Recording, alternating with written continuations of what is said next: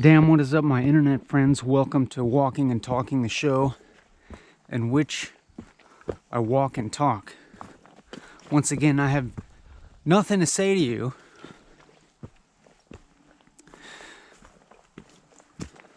I am walking uphill at the moment,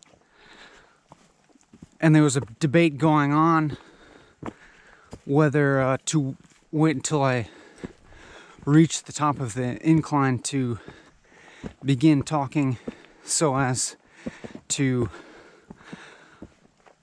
narrow the parameters of what's going on here to a type of meditation that is the least encumbered as possible by physical activity. But I chose ultimately in favor of the more inclusive approach of including at least some of the relatively more physically arduous process as kind of a illustration of it not really mattering, or an illustration of some ideal state of mentation or some ideal mode of intellection happening, as in if the intellection is mildly encumbered by the corpus's activity, then so be it, and we accept that. Or maybe even we don't, but it's kind of symbolically accepted anyhow by being included in the video. However, as I reflect on the current situation, I wouldn't say that I'm experiencing any kind of encumbrance, even if I may be breathing a little bit harder than let's say the average podcaster or something like that. In fact, there's maybe it could even be framed as somewhat stimulating, the varied terrain to be stepping on. But it's like encumbrance is fine, because I don't think we're actually going anywhere anyways. That is, there's no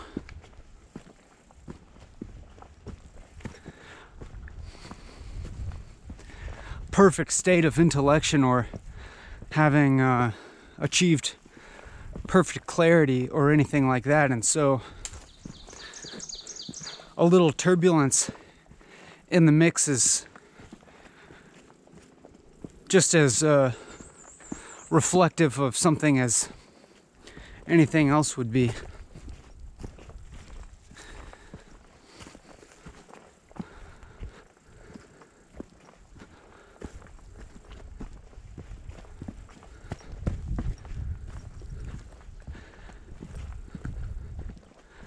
Like there's still just the same old problem here, and I'll admit that it seems like some length has been gone to bring us to this particular problem. I guess you could say it is a particular problem, but maybe in my conception of it or my framing of it, it's like the ultimate problem of like, what the hell, or what are we even doing, or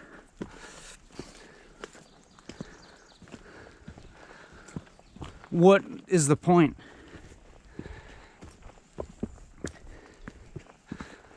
But somehow it's like I feel continually compelled enough to go to whatever length to get to that question, or to at least temporarily set aside other questions.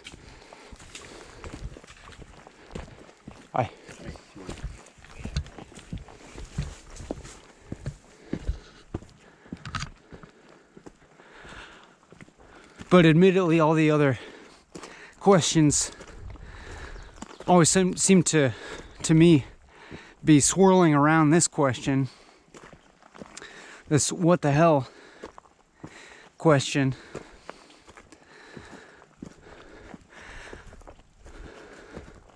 Because it's like I'm always seeing the conditions, always seeing the conditionalities of all these other supposed problems, seeing the way that they're framed and all the assumptions, the underlying bases of problems, or even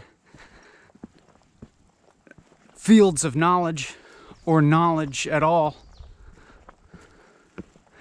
or any kind of assertion that there's something that could be known, and by implication, someone or something that could do the knowing. And then that makes two, and this knower could be somehow added to, or even completed, or if not completed, at least be brought closer towards completion by knowing more.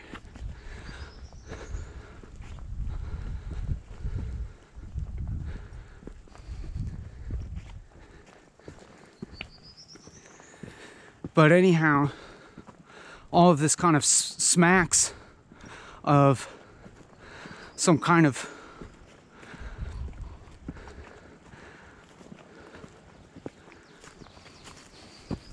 pre-existing philosophical framework that maybe doesn't seem immediately self-evident, and so has this, I feel this problem now of it's that these conjectures seeming potentially academic or suffering from the exact problem that they speak of relying on some sort of assumption or pre-existing basis of metaphysics or something like that, that doesn't seem immediately tied to the present in any way that's seems graspable or evident in quote-unquote lived experience. And so I'm going to endeavor, in as much as possible,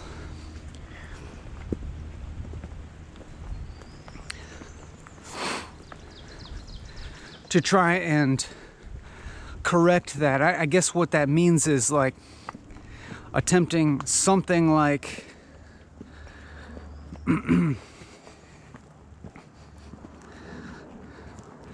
trying to an attempt at pursuing some kind of truth that would seem self-evident from the present lived experience, without drawing too much on sophisticated webs of meaning that would require some pre-existing conceptual framework, or just but even saying that sentence feels like it does what it's trying not to do, and that I'm using big words and so forth that I wouldn't say inherently mean anything. That these big words, that they are all still purely referential. They're just pointing at something else.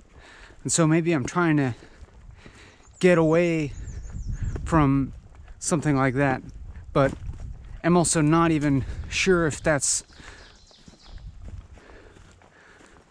a realistic goal or something possible. That is, like, is it possible to be saying some kind of pure truth here in the present, or is that not really possible? Is anything that would seem to be pure truth merely just like a web, between meanings?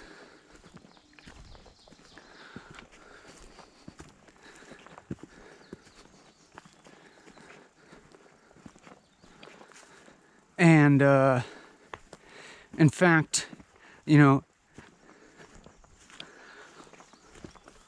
another thing that I'll say is reflecting on the way that I'm speaking and the things that have said.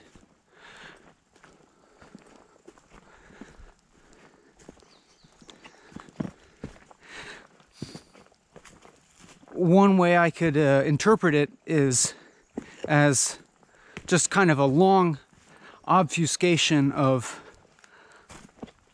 not knowing. That is, taking something like ignorance, or just like not knowing at all what I'm talking about or what's going on, and in a sense saying it in a complex sounding way that kind of reforms that not knowing into something like that resembles knowing, that resembles knowledge, or resembles something complex, or resembles sophistication, but is really just a sophistication of not knowing, of pure confusion, really. And so if you feel confused, you are effectively in the same position as I am. So it's like whether it seems like you are understanding the words that I'm saying or not,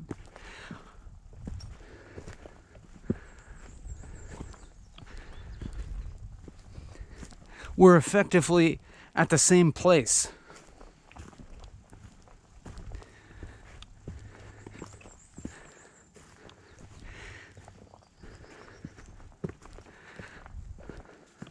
Like we can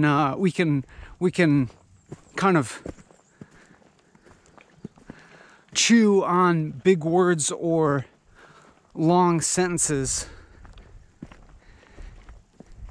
and in the kind of transitoriness of being referred from one node of meaning to another, of making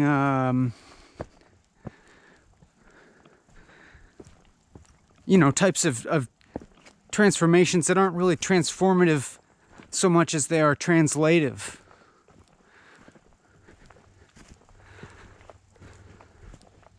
That's kind of what we've been doing here, I think. Just kind of translative,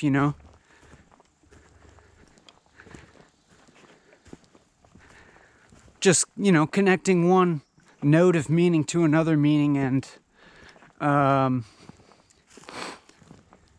if, as long as it seems like you, the knower, the observer, the individual, are kind of within this web of meaning, looking around and moving between different meanings and different words, and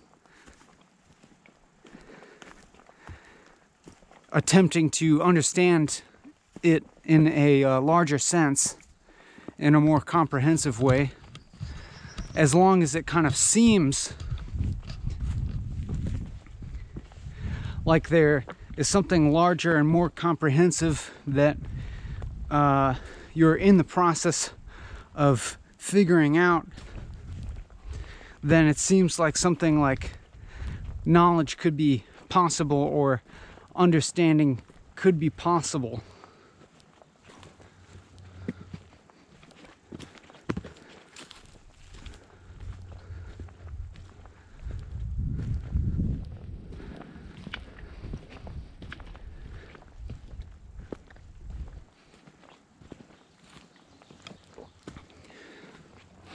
But we've, like, if I kind of observe how far, like, what's been said so far, it does seem like just kind of a stretched out confusion, a continued type of not knowing, you know?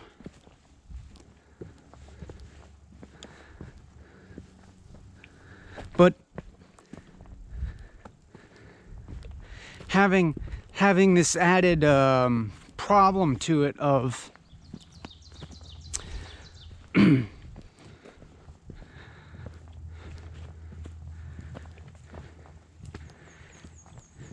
there being a process here that seems to suggest at least two individuals, myself and yourself, and some kind of communication happening, and it feels embarrassing, at least on my side, to keep talking like this, because I feel like there's a lie being exposed gradually. There's a gradual kind of corrosion of the lie of me.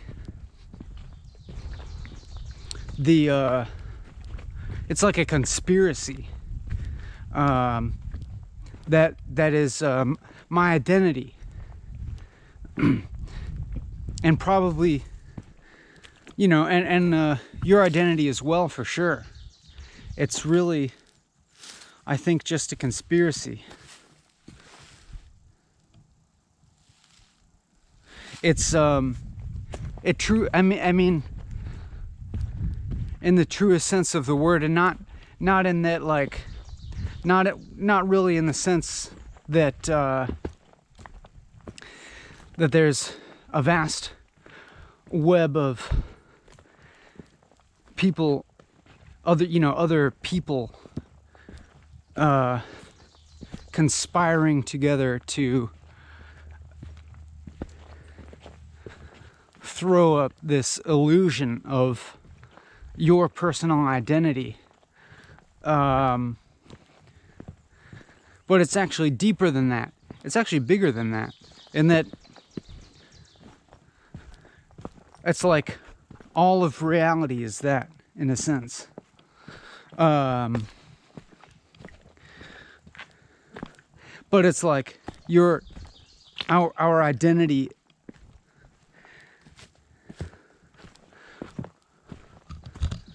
is kind of like, is that.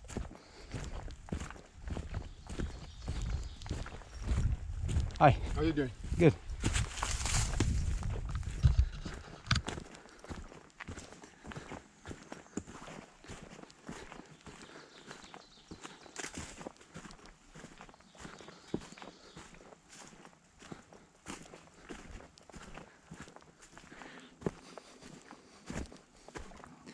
But really, I can only implicate myself in this.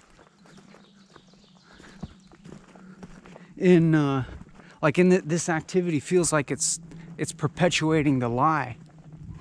But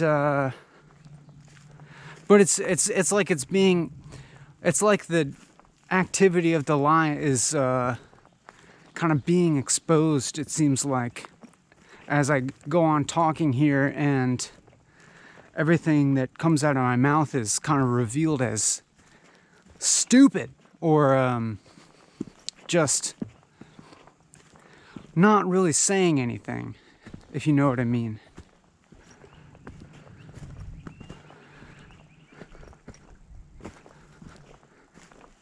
Not getting to anything.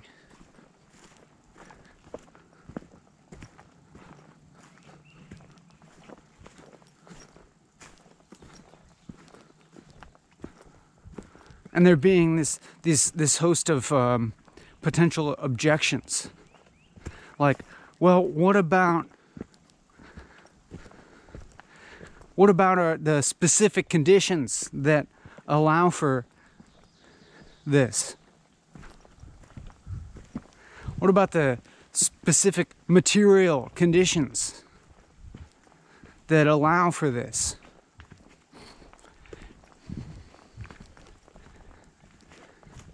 Isn't that something, you know? Isn't that demarcating difference? Isn't that evidence of difference?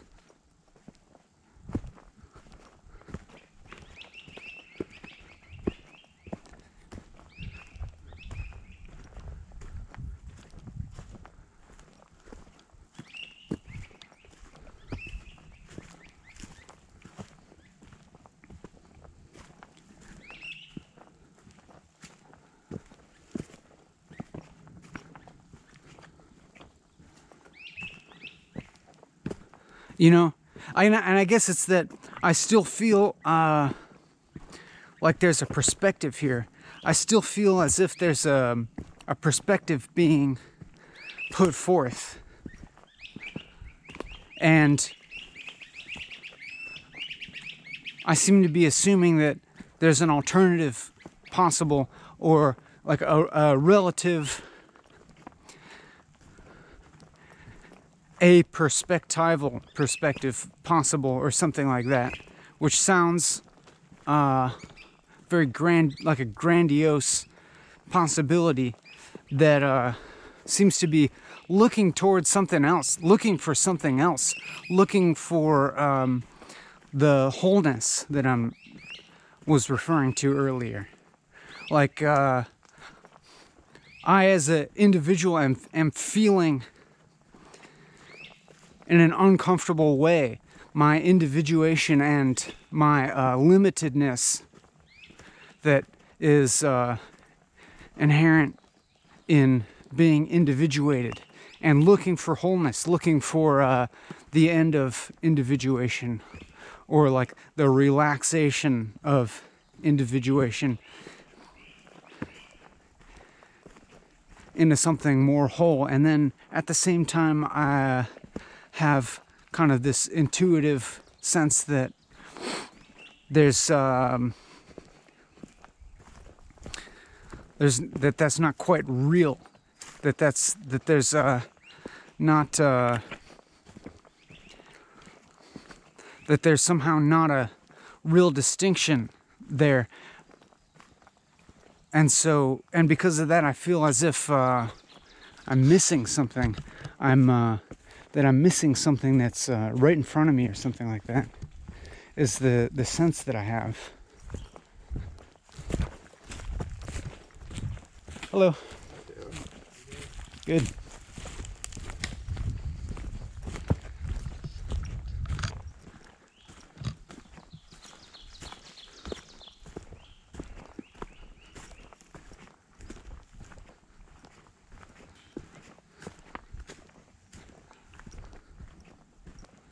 And I have the sense that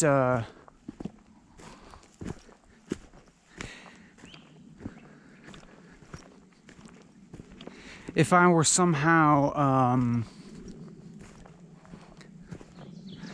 more morally and spiritually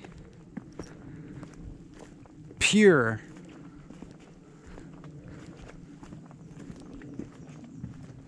that I'd be able to see it.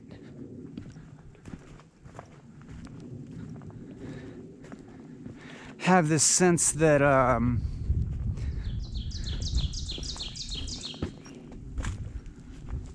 like there's a type of striving activity going on that is somehow preventing some experience of, let's say, dissipation or relative dissipation or relaxation of the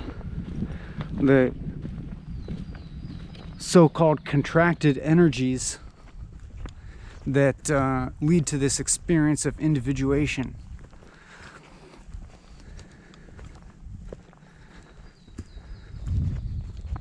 But I guess when I say something like this experience of individuation, there occur little doubts in the veracity of that characterization of experience, or even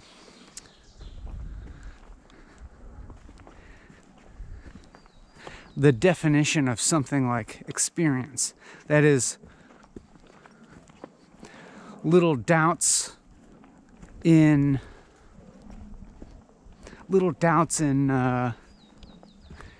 the fact of experience. But then that's not exactly true, because it's like, what else? What's more self-evident than that there is experience? I guess that's a question. That there's an experiencer.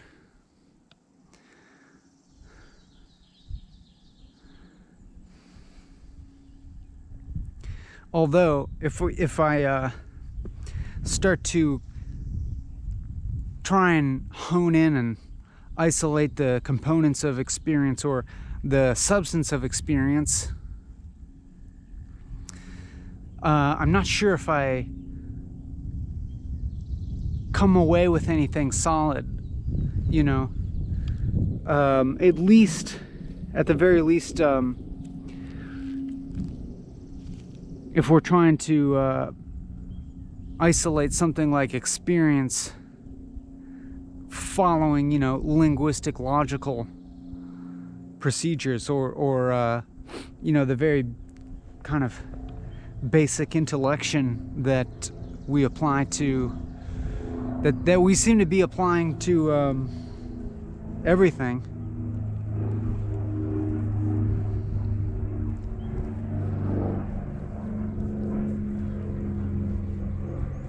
It could be the case that that intellection is a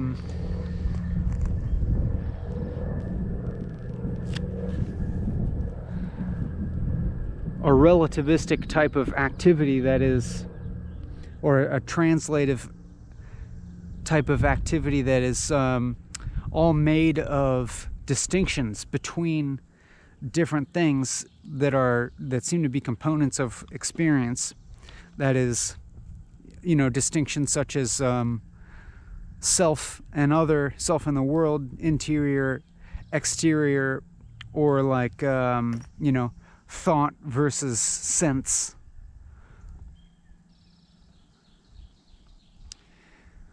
But I have this growing suspicion in the moment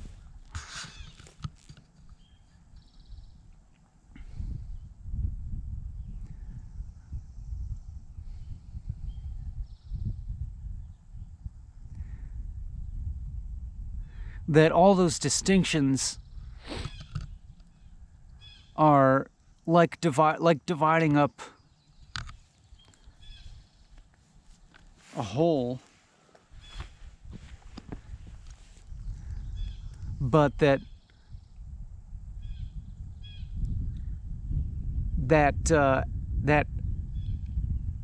act of distinction, or the activity of logic, or the activity of intellection, cannot really apply to the whole. That it's something that can only exist inside the whole, you know? It can't get outside of it to look at it. It can't you can't like look at reality from outside of reality.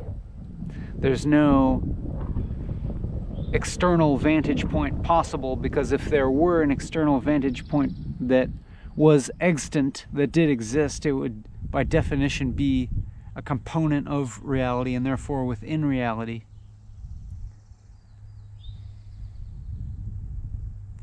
Therefore, it's like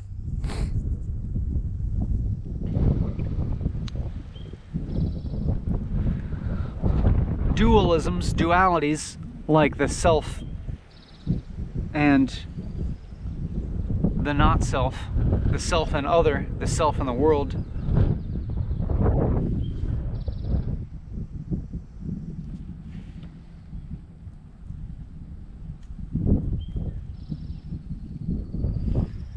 Is you know, a type of, is still just a type of dividing reality, you know, dividing it up.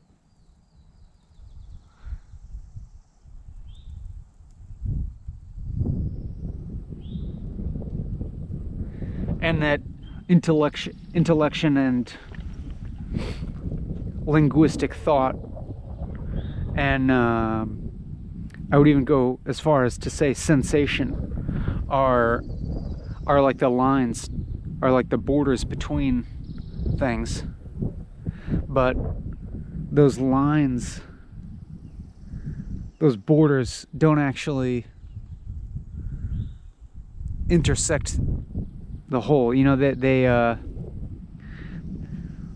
those borders don't extend infinitely to fully divide the whole, you know. It's like they have end points, they have limits that are within reality. I don't know, I feel very stupid because I continue to feel as if I'm making declarative statements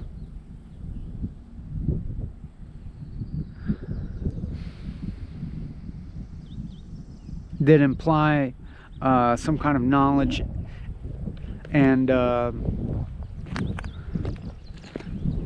don't know, I guess that seems to be an activity that has a kind of gravity towards it, that there's a kind of automaticness, it seems like, towards this activity of trying to assert knowledge, trying to understand, and by doing so somehow like solidify something, anything, solidify self, an identity.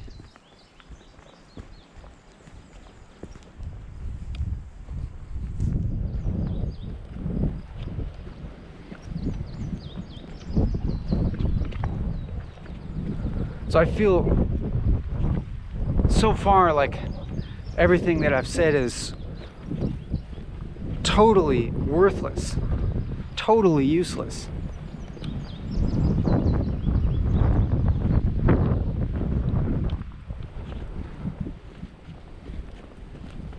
And I do still feel embarrassed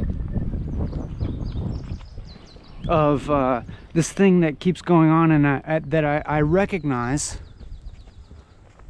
as kind of a pattern of identity that I recognize as being persistent, as a pattern of thought that is a component of a self that wants to, that has that has selfish motivations, namely just to persist, kind of like mimetically or something, that wants to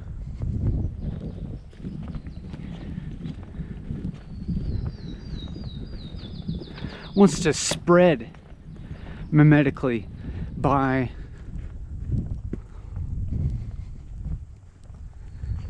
maintaining some kind of illusion of knowing something,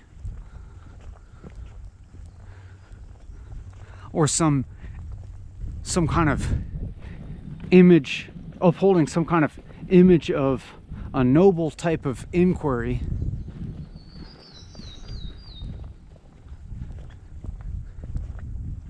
that would like to, you know,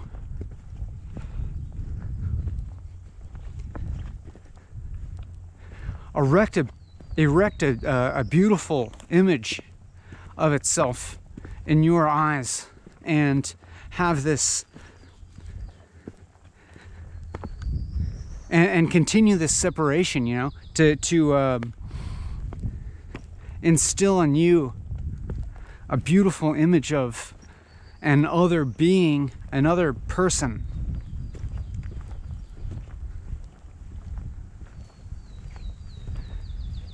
Perhaps even one that you could aspire towards being like.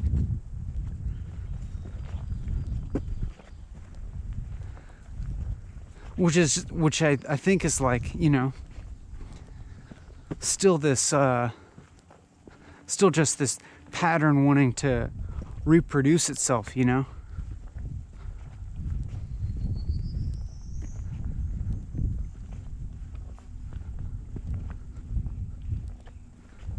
Is whack. It's fake. It's fake. This is fake. There's not anything here.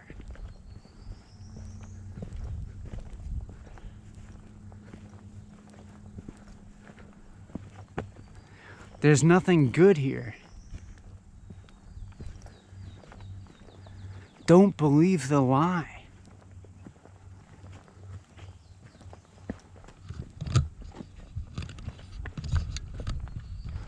Don't believe my bullshit.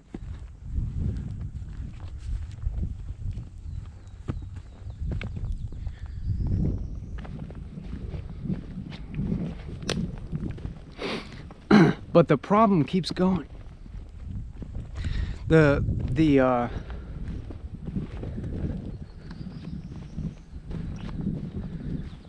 bullshit keeps kind of expanding to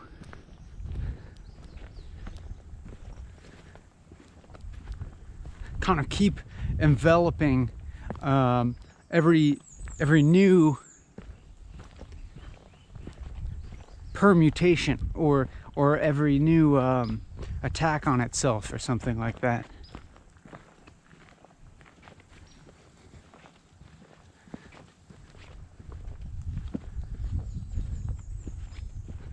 As in everything that I witness myself saying, I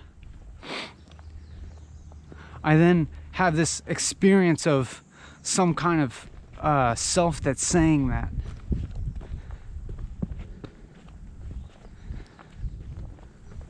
And I'm like, fuck that. God fucking damn it.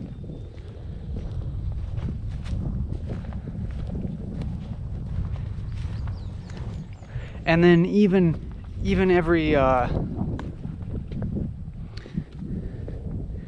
new perspective that gets expressed that is critical of what it sees as the immediately preceding perspective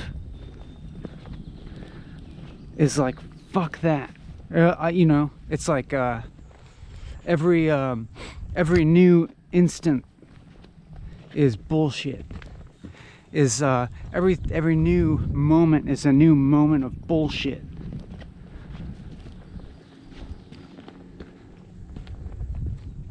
Just like an infinitely renewing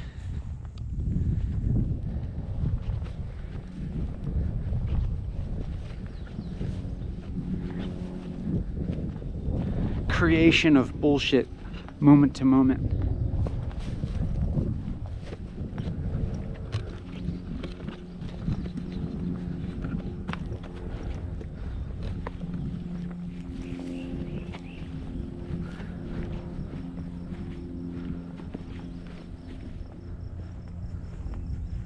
Like a, you know, a fake self that is constantly renewing its fake self, or a new fake self coming online every moment. It's so fake.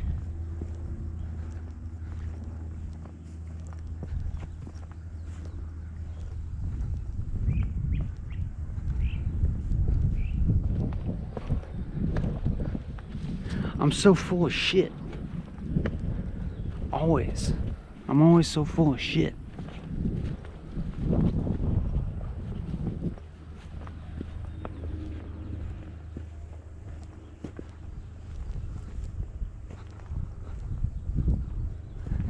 This is a long bullshit.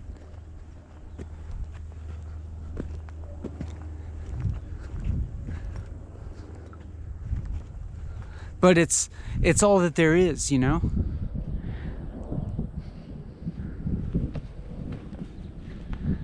There's only fakeness.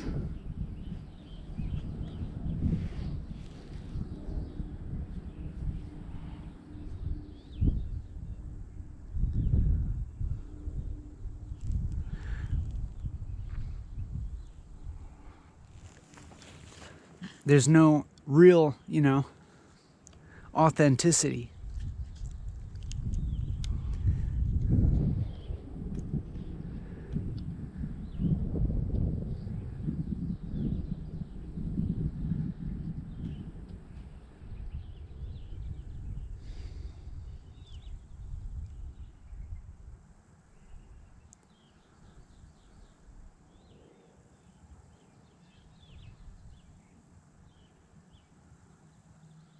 It feels like a huge problem.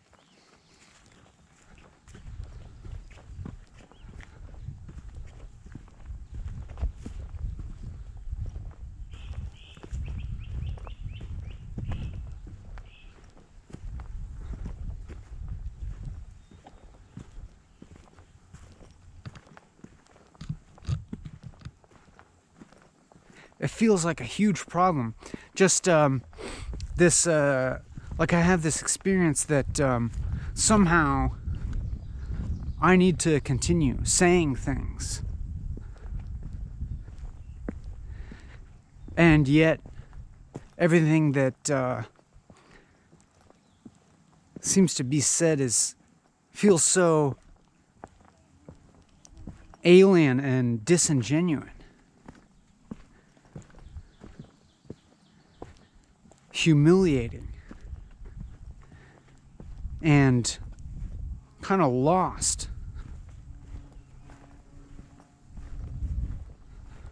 Or everything that gets said here just perpetuates a lie.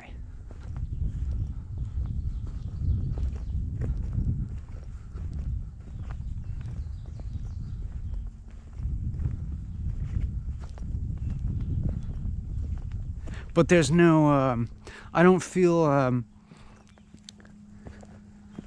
like there's any way out of it either. Like, well, I guess the way out is if I stopped the video.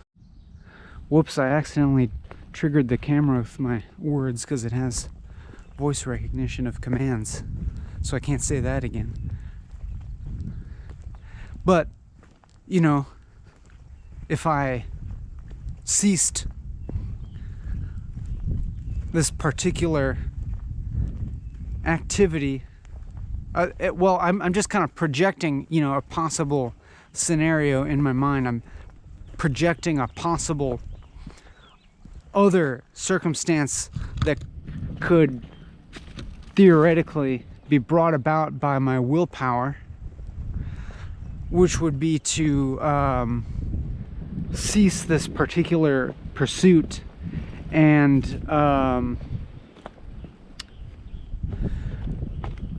attempt to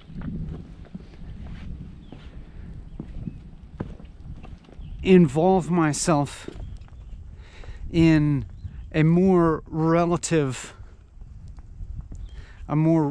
relativistic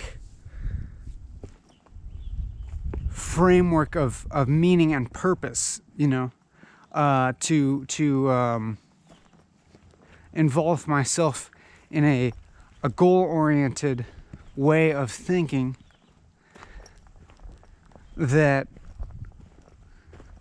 would relieve the pressure of humiliation of exposing the lie of who I am, because it would put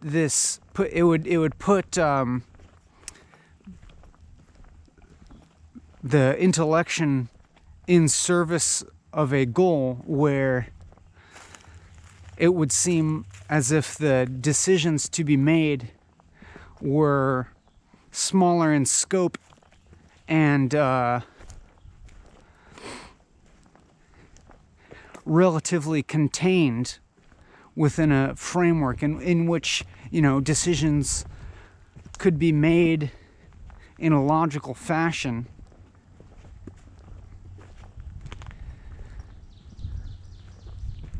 toward a utilitarian goal that would, you know, serve the self that knows, serve the decision maker in, ooh, big black snake.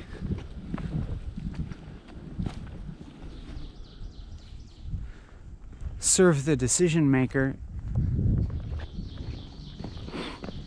You know, it's like the process of decision making and intellection would be kind of nicely wrapped up in a package with the functionality and utility of preserving and benefiting the decision maker and the knower, you know. But I know actually that something like that wouldn't actually be really possible in the long run, in that it would require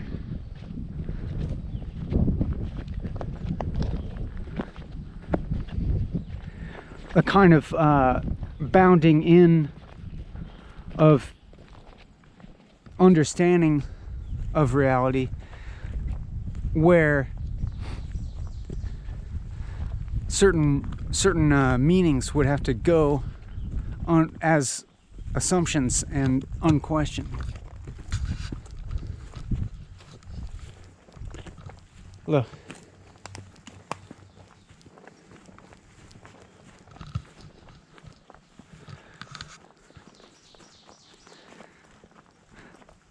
So to put that another way, it's like the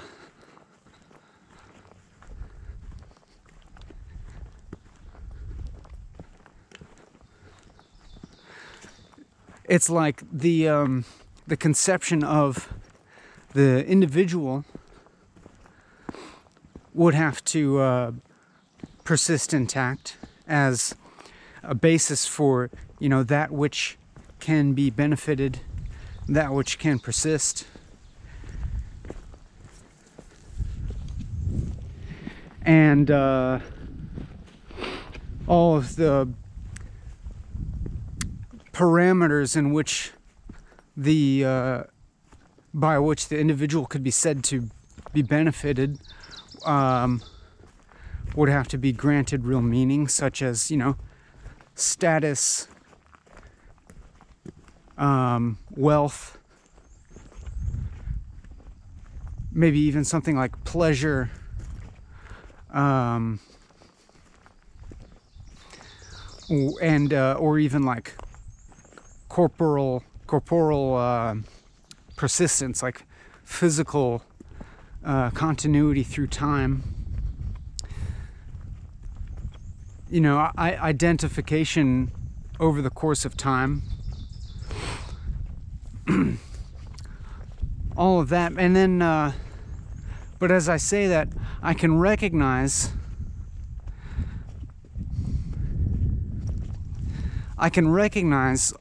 all of those meanings as a kind of basis for this. Like, as I can recognize all of those processes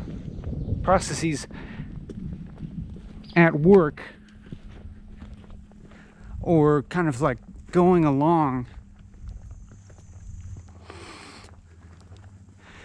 as I kind of mentally extrapolate out of the present moment something like my life. If I think about my life, what that is, or the past and the future for me,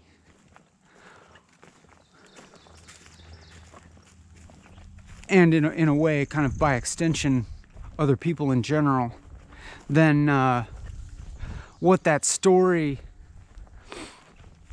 consists of does involve something like a body that persists through time and has specific needs of, nutrition and water, that needs to maintain its equilibrium within certain bounds, certain physical bounds, and needs to act within certain boundaries in order to maintain this equilibrium, this physical equilibrium of, maintaining the right body temperature within certain parameters, maintaining enough intake of, specific substances that allow the metabolic processes to maintain this corporal self. And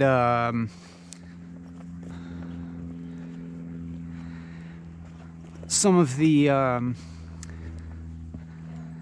means towards those ends, some of the means towards the end of maintaining the persistence of this individual extend into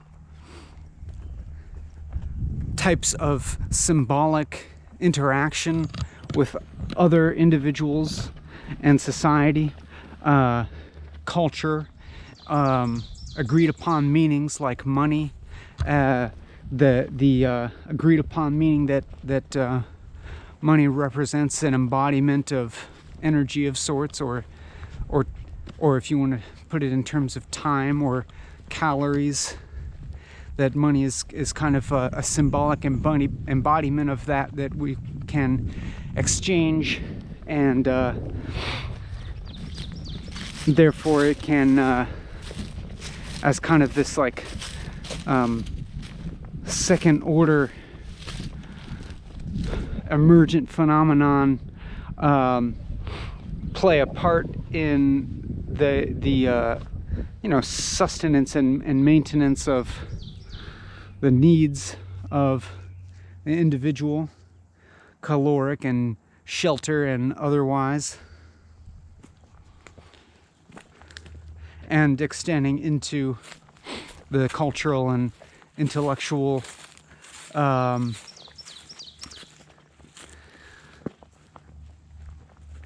sustenance and development. You know, if we are exchanging in ideas and culture, and this you know, noosphere, I'm not sure how you pronounce that, this world of the mind, exchange of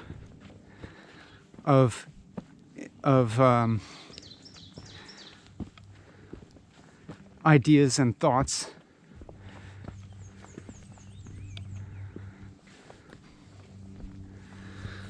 Becoming intertwined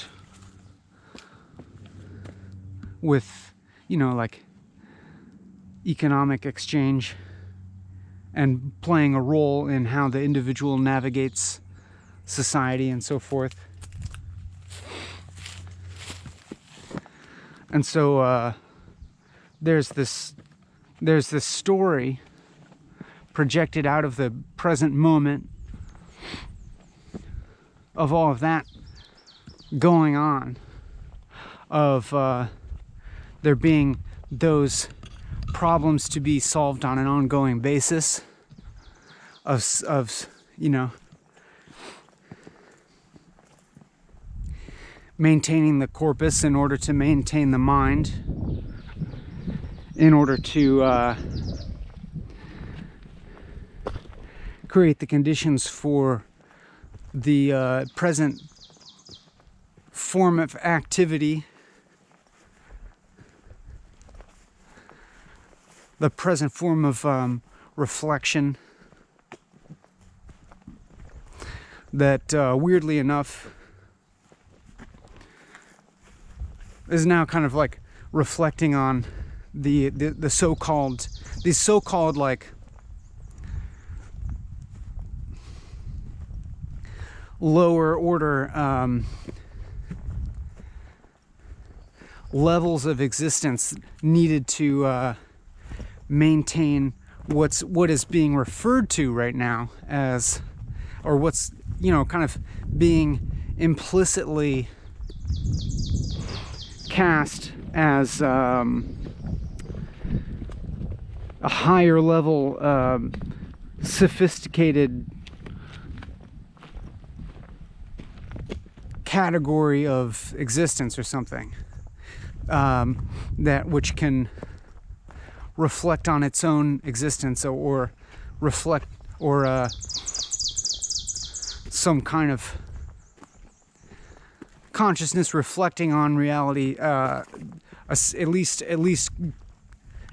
attempting towards reflecting on what it conceives of as being reality in a holistic sense. And and then kind of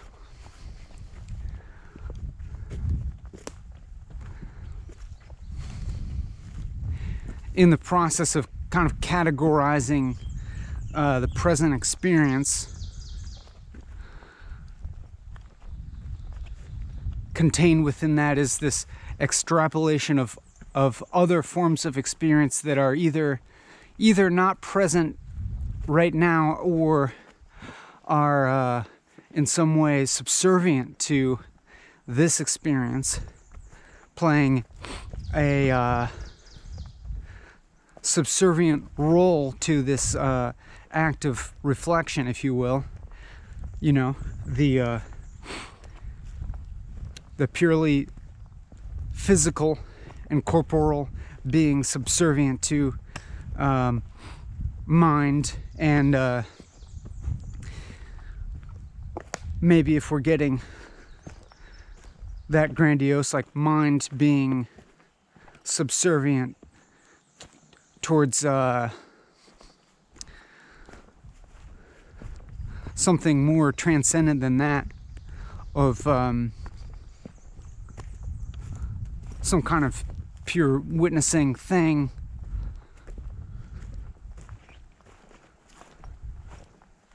or transcendence and dissipation of mind, or something like that, But I'm saying all of these things, you know, I'm making all these categorizations with a million grains of salt, because as I say them, it becomes apparent that all these categorizations are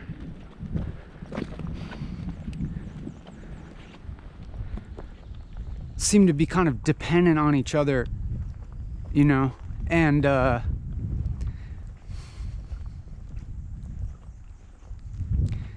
in another sense aren't inherently real.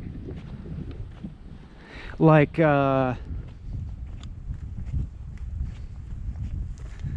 instance, like all of these factors that I listed off as being involved in the maintenance of a corpus, the persistence of a body, the persistence of the physical.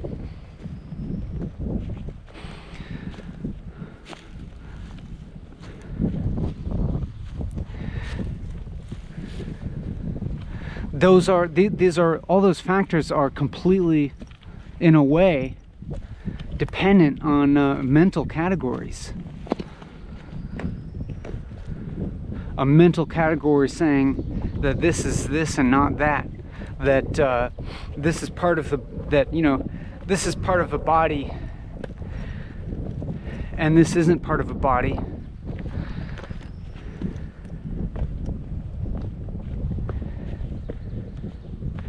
And that, you know, this body is the same body that was before and not some other body.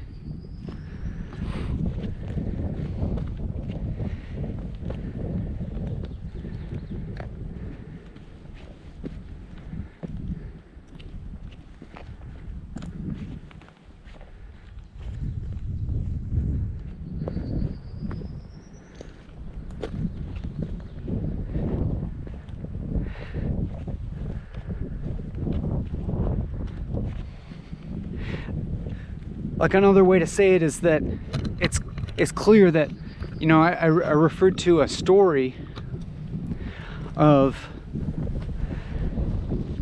a person that has to do specific things to remain within the boundaries, remain within the, you know, equilibrium boundaries that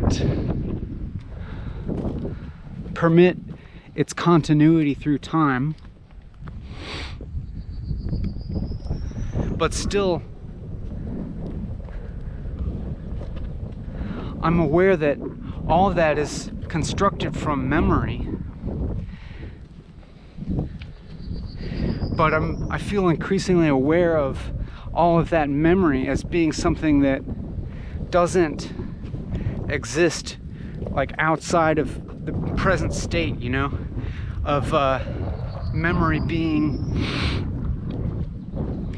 just another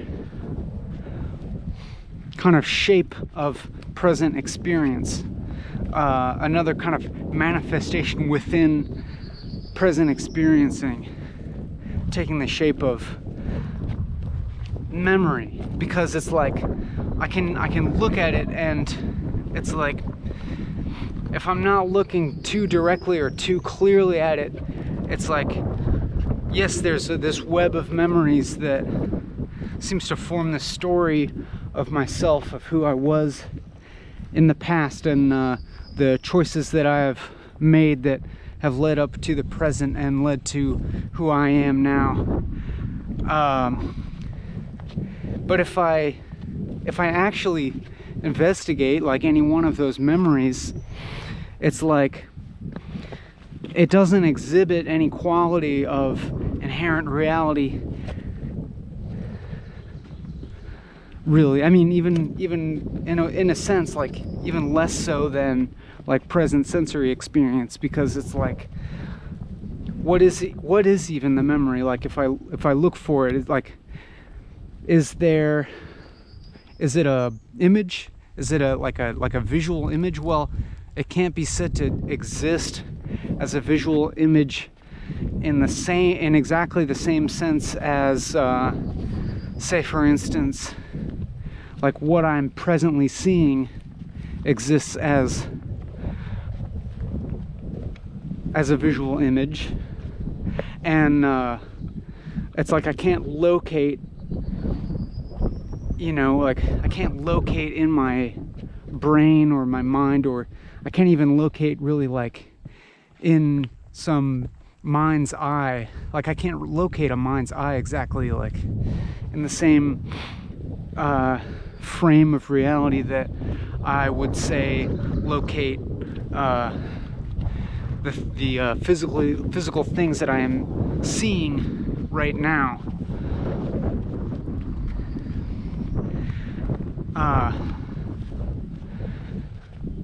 And even if I try to like call forth a memory from the past and hold it, I become aware that it's very mutable,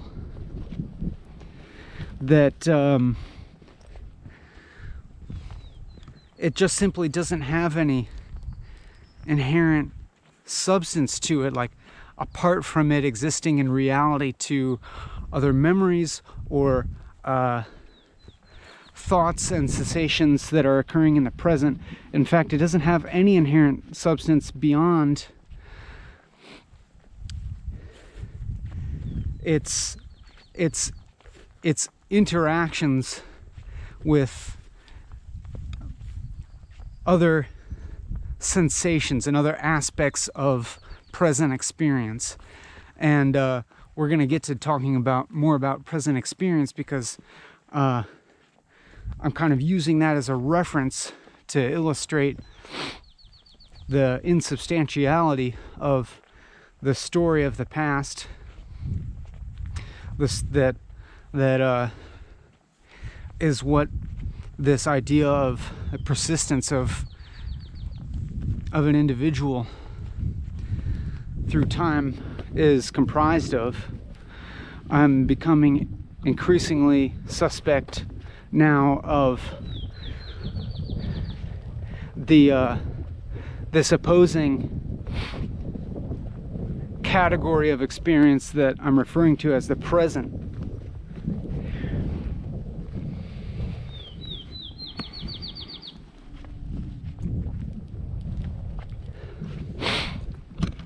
But more about the past. There's more to say. That, like, it's like I've said all this and you could still say, but yeah, you still had to get up and eat and drink water, or you wouldn't be able to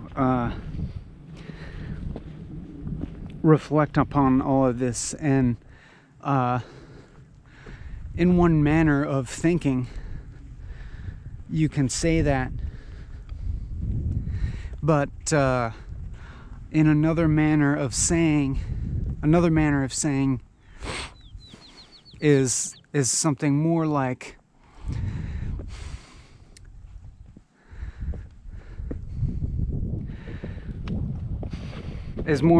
the particular form of perspective that is manifesting out of reality is appearing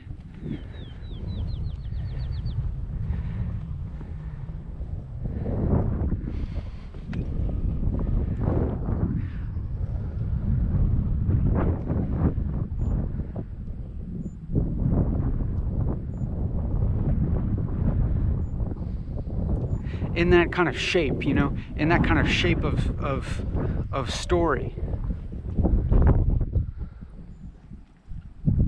I don't know if that's a best way to articulate it.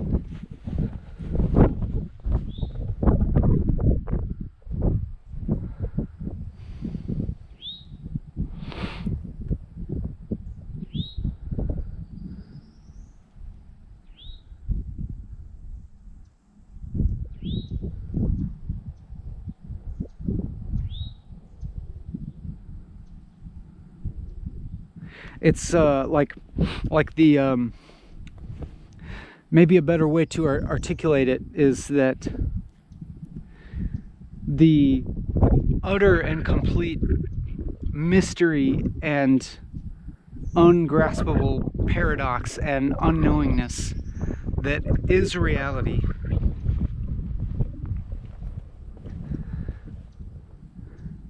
seems to be taking the shape of an individual with a past and a present and a future.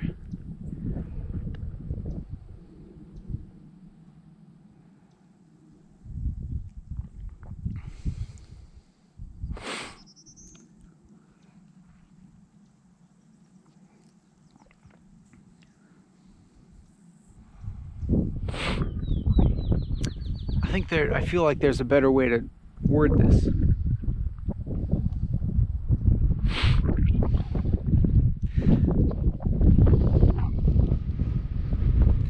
Like you can say that the present experience is dependent on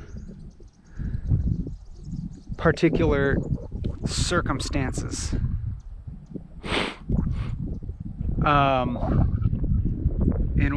In order to exist, in order to support the consciousness, that you could say that particular physical, material circumstances must be present in order to allow for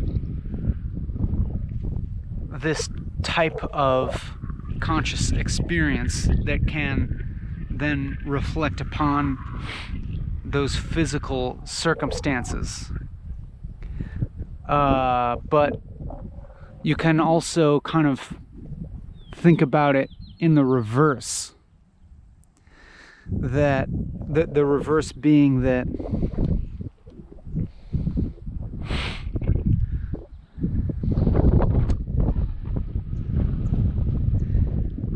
experience kind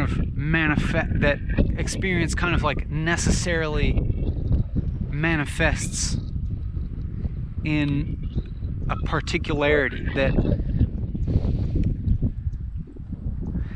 it could not be otherwise, that like experience and individuation are essentially the same thing, and it could not be otherwise that they would manifest in such a way that appears to be in a particular state. That it couldn't be otherwise that it could not be otherwise that an experiencer could manifest without experienced, that which is experienced, i.e. the world. And the world could not manifest without the particular, without the specific, without what appears to be a specific configuration of things, including the laws of physics, the laws of nature, and so forth. Hi.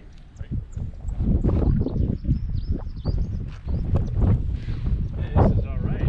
It's a wonderful view. I did not expect this out of New Jersey. This is fantastic. It's all along the trail. It's great views like this. Fantastic. Awesome. Yeah.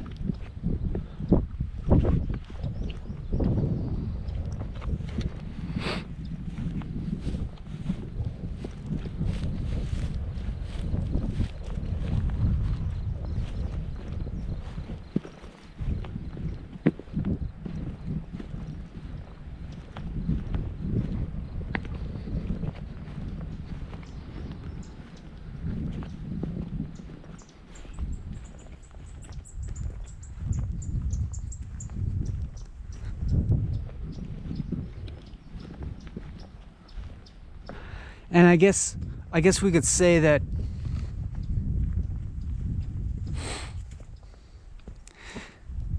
in the sense that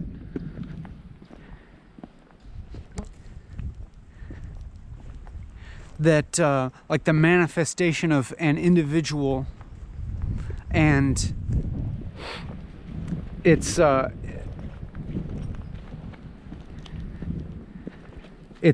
you know, corresponding world, that is that which is not the individual, in the sense that neither could manifest without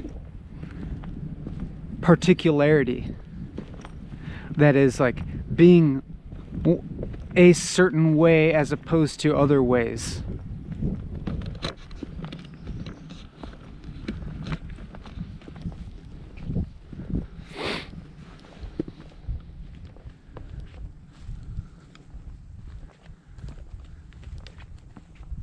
It kind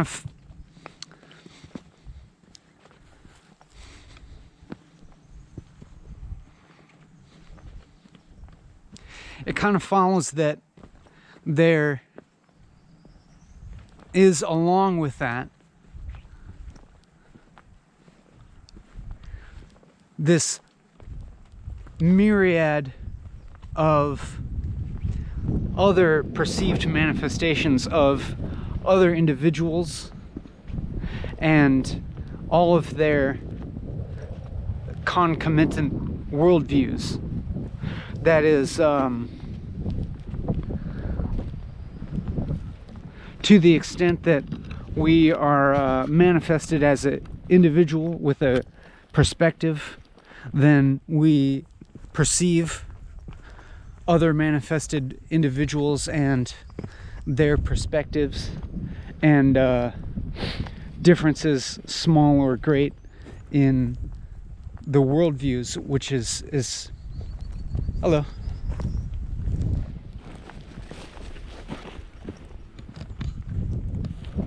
Potentially a way of saying that the world is to varying degrees different to different individuals. I mean, it's fairly obvious to say that different individuals have different worldviews and that can conceive of the world to varying degrees differently. I mean, particularly concerning the like kind of grand narratives of metaphysics of what the world actually is and how it came into being and that sort of thing, and what the individual's role and meaning within that is. That seems to be the type of thing that there's a lot of difference in.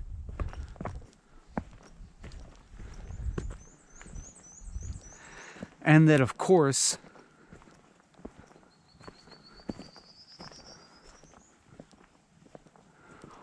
all of those other perspectives are not as accurate as our own. That our own worldview is almost by definition the realist one.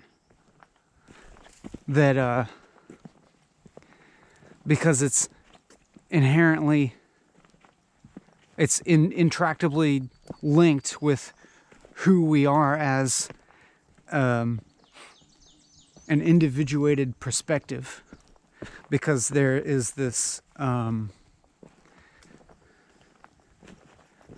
there's kind of this like syntactical mirroring,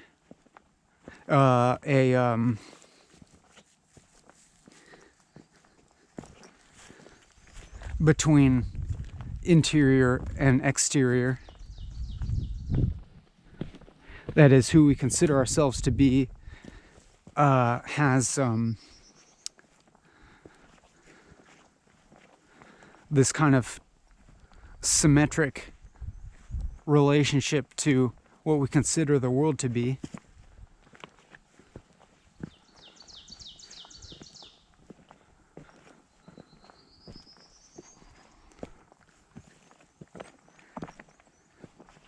And to the extent that we define something or someone as being other than ourselves, as being not ourselves,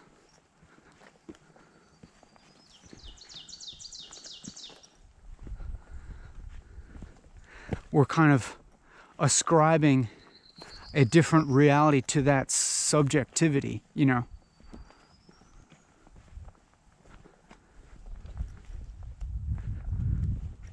It's like there's this question of intersubjectivity that seems to be a big question here of, okay, but how come there seems to be widespread agreement on certain aspects of reality? Why is there such a thing as scientific consensus about certain things, or shared common sense, shared language, and all kinds of things that are shared between a huge number of people? Doesn't that kind of suggest the existence of an objective physical world within which all these minds exist? And that's one way of, that's like a way of conceiving it.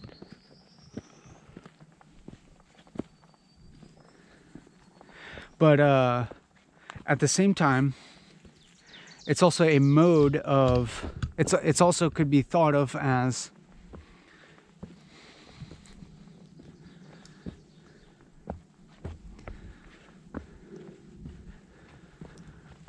the act of perceptual discernment of experience.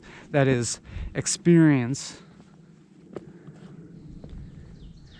in its gravitation towards manifesting as a something, because it's kind of like gravitationally repelled out of the nothing that it is. That is, non-experience is so non-experience being so kind of profoundly paradoxical that it kind of definitionally necessitates its own obfuscation and therefore manifestation into an apparent something, an apparent existence that has these two aspects of a knower and a known.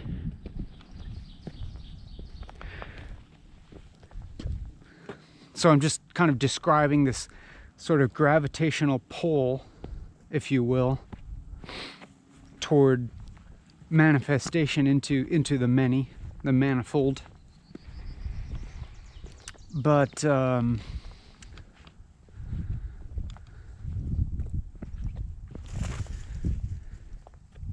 it's like this apparent recognition of consensus reality or intersubjective reality.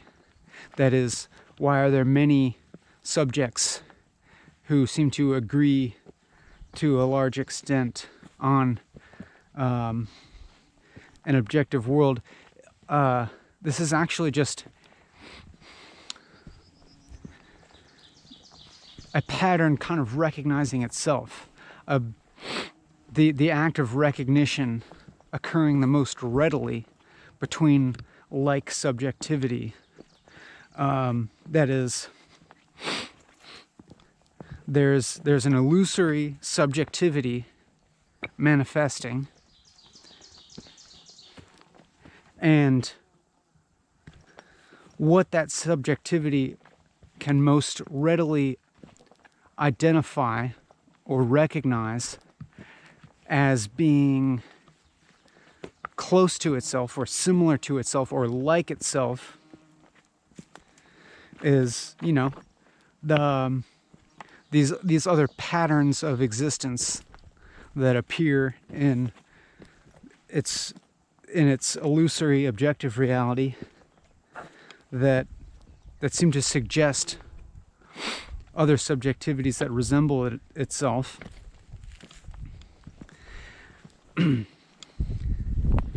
But never completely, right? It's always looking for the other subjectivity that most fully resembles it so completely that it can merge with. So, you know, you're looking for your perfect mate who knows you so well that the two of you merge identities, and there would be this kind of confirmation of your subjectivity in a way, and therefore confirmation of objectivity, and this kind of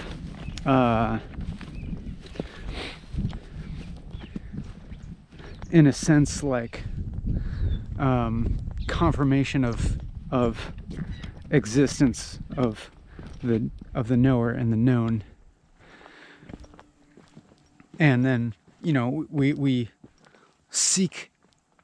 perceive and seek out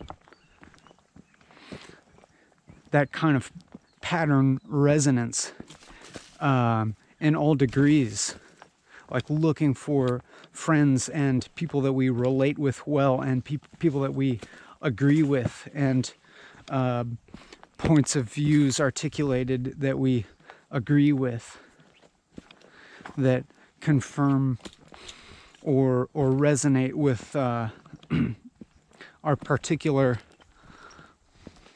worldview. And then by degrees we perceive things that differ, that in a sense we still define ourselves against, but in the oppositional sense of people that say we disagree with fundamentally in our worldview, that we perceive them in a sense as being wrong or mistaken or incorrect, or maybe we grant them a little more and say we profoundly disagree on what we think the world is like, and therefore we are two very different types of subjectivity, or two different patterns or forms or of manifested subjectivity. And then it goes further than that, and we see something that, you know, in ways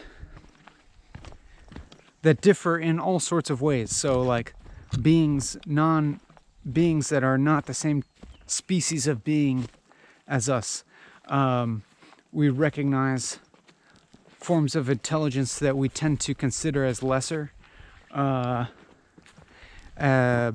like lower forms of intelligence. And it is not coincidental that we perceive ourselves as the highest form of intelligence that we are presently aware of. I mean, some people might disagree with that, but you can't disagree with that.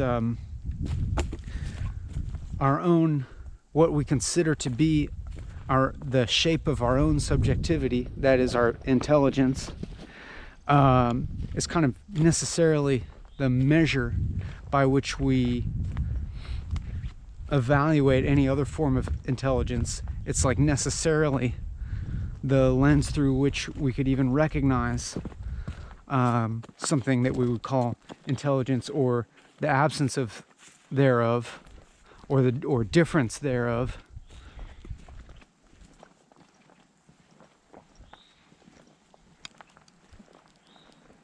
That is, we perceive other animals either explicitly or kind of implicitly as existing in this on this hierarchy, this moral hierarchy of how much intelligence and how much complexity of subjectivity do these other beings possess, and that, you know, determining in very consequential ways our morality and our attitudes towards treating other beings.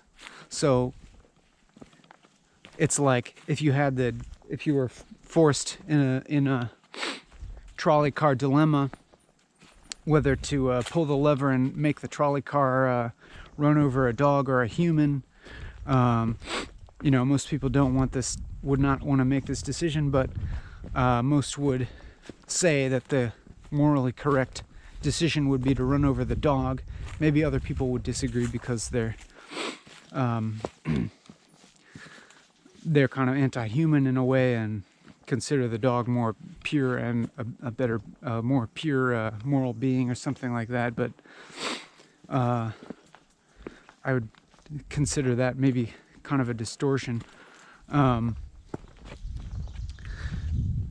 because generally most people would recognize something of a dog's subjectivity, you know, it being mammalian and obviously having emotions that we can recognize and having traits that we can recognize as being similar to our own, and as often being desirable. Maybe not always desirable, maybe not every trait is always desirable of a dog's, but it having many traits that we can at least cultivate and take companionship in, and so on and so forth.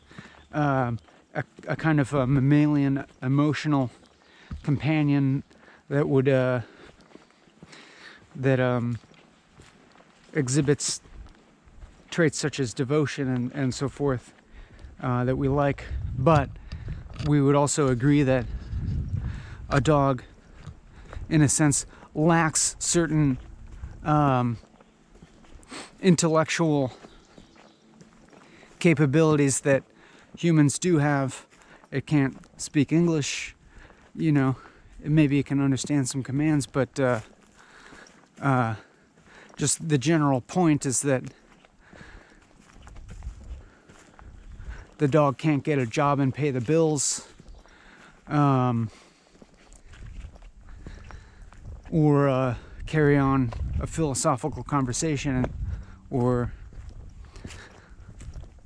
solve math problems and so to speak, and so forth.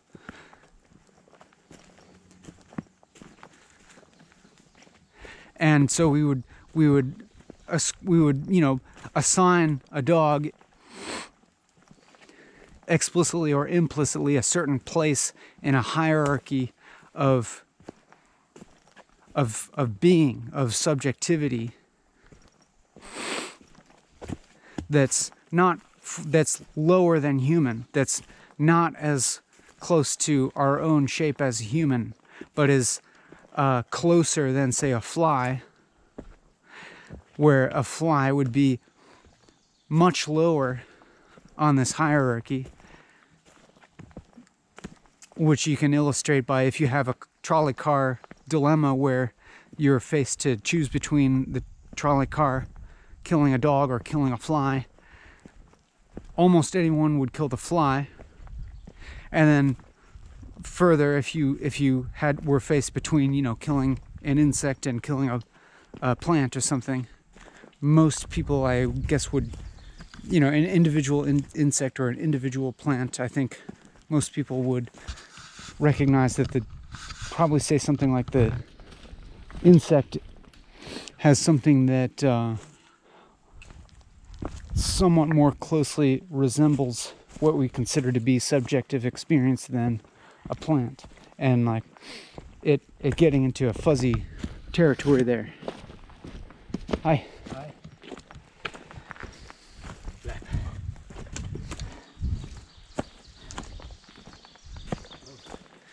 Like there being this kind of fuzzy boundary to to then like what we would ascribe subjectivity to or not. Like it's like in general we would ascribe some form of subjectivity to most animals, and in general we might not really ascribe subjectivity to plants, although there might be some question there. Like there might be some science experiments that demonstrate some form of plant intelligence or perception, and so there's the question there. But it's I think not controversial to say that the type of perception or subjectivity that we can ascribe to a plant would be necessarily one fairly alien and foreign to ourselves, very different from ourselves. And I mean, and then if one kind of continues to extend this, we could kind of extend this all the way into what we would consider the inanimate matter, and then you get into the debate around panpsychism, this idea of subjectivity being there's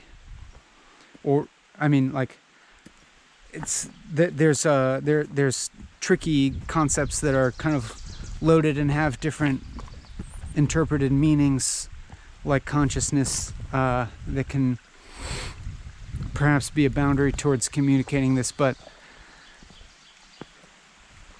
panpsychism, as I understand it, being this idea that subjectivity is an aspect of all of reality, that in my conception of it has that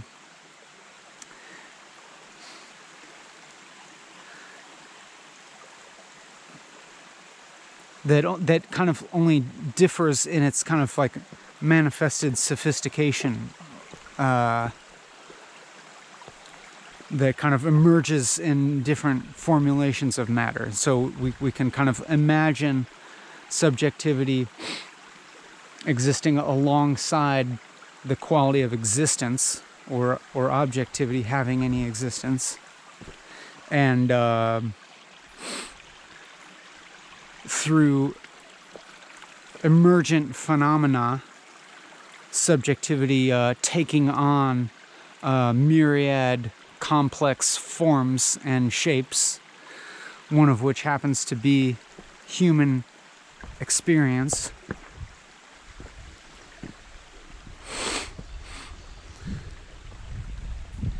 And I would say that every particular form of that subjectivity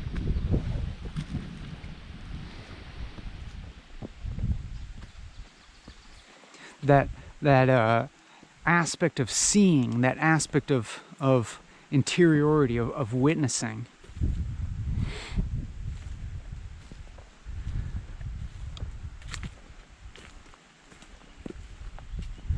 would have this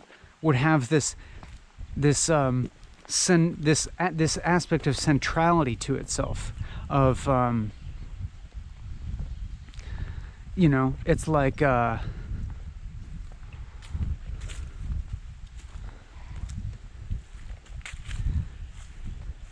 to the extent that you are individuated as a human subjectivity, an experiencing human, then it's like that humanness, that quality of your experience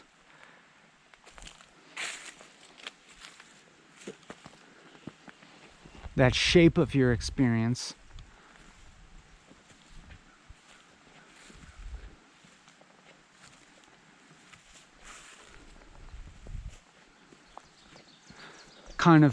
would naturally and automatically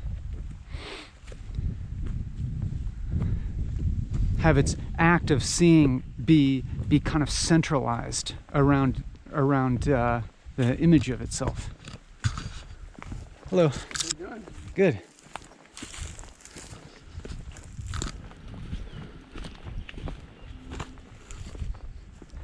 Or another way of putting it is, if humans are evaluating other subjectivities by the scale of humanness, then we could also assume that a rabbit is evaluating other subjectivities on the scale of rabbitness. It's like, by definition, what a rabbit is, that which could be identified as a rabbit, is not going to have, is going to have different, a different kind of shape of subjectivity than that of a human. And say we can tell that a rabbit perceives a human in some way, but it obviously, it's like whether or not there's any value judgment involved in there, the rabbit would necessarily kind of perceive human in terms of its rabbitness.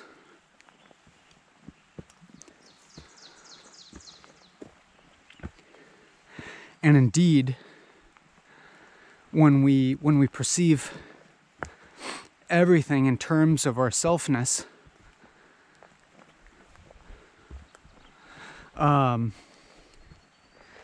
it's kind of like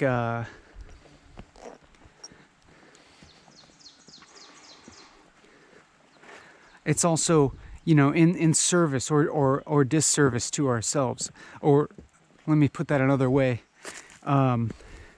It's always relating to the utility for ourselves.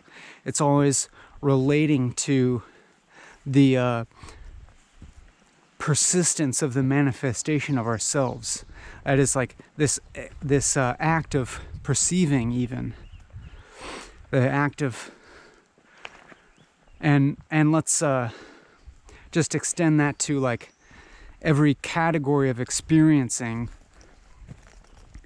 And in our case, let's say, sensation, perception, conception.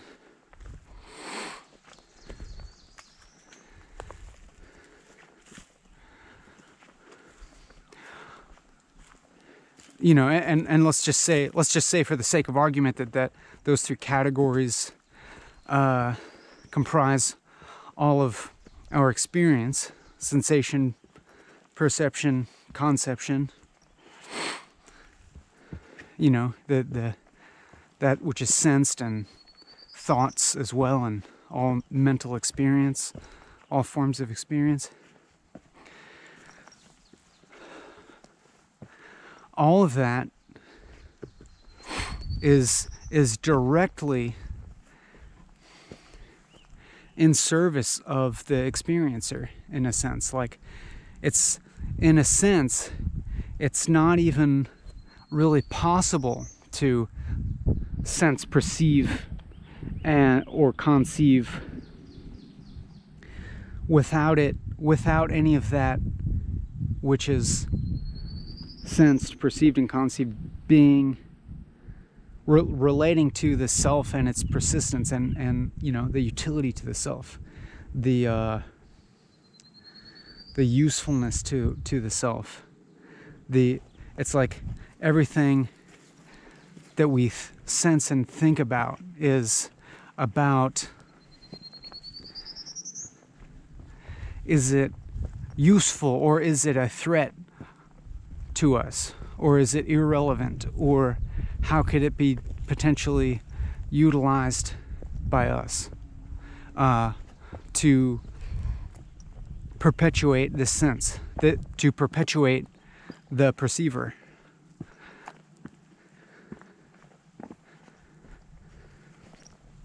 And this even even boils down. I would say this even like extends down to the trippy aspects of quantum mechanics, in which the observer is crucially implicated in the system of reality, in which, you know, matter cannot quite be said to exist independent of observation.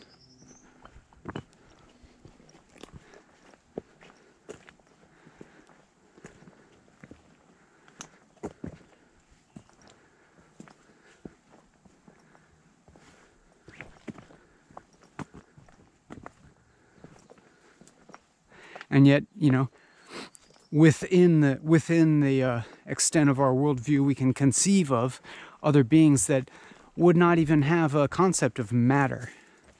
You know, they would not even have a concept of metaphysics, of what exists or not exists, other than to its usefulness. Like if we're kind of attributing the cognitive functions of an animal, like a reptile, for example, we can only attribute to the reptile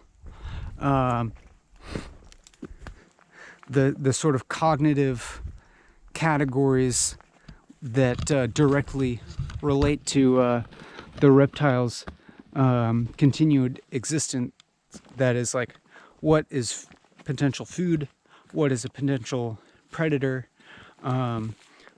when is my body too cold, when is my body too hot, what is a mate, how do I mate, you know, and that sort of thing.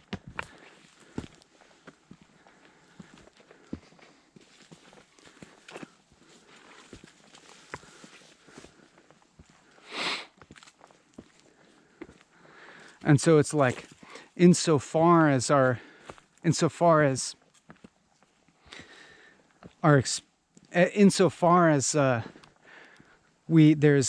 this individuating shape to our experience, there exists there appears to exist a type of natural hierarchy, not a hierarchy of power or domination, but a hierarchy of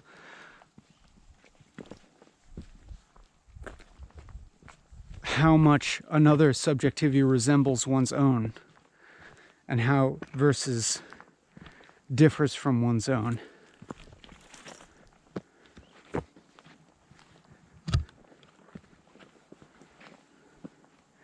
But my point here is to kind of demonstrate that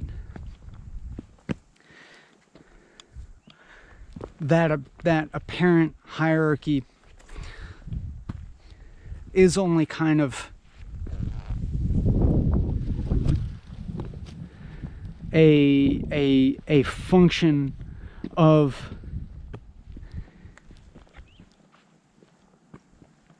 it's kind of like a function of the manifestation of reality into the specific, into individuals, into the manifold. And in so being, that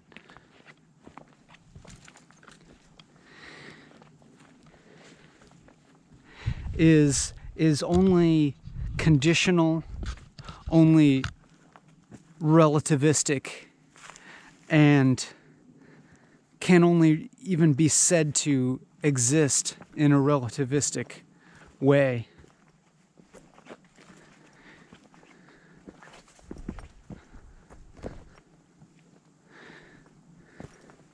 And can only be said to exist as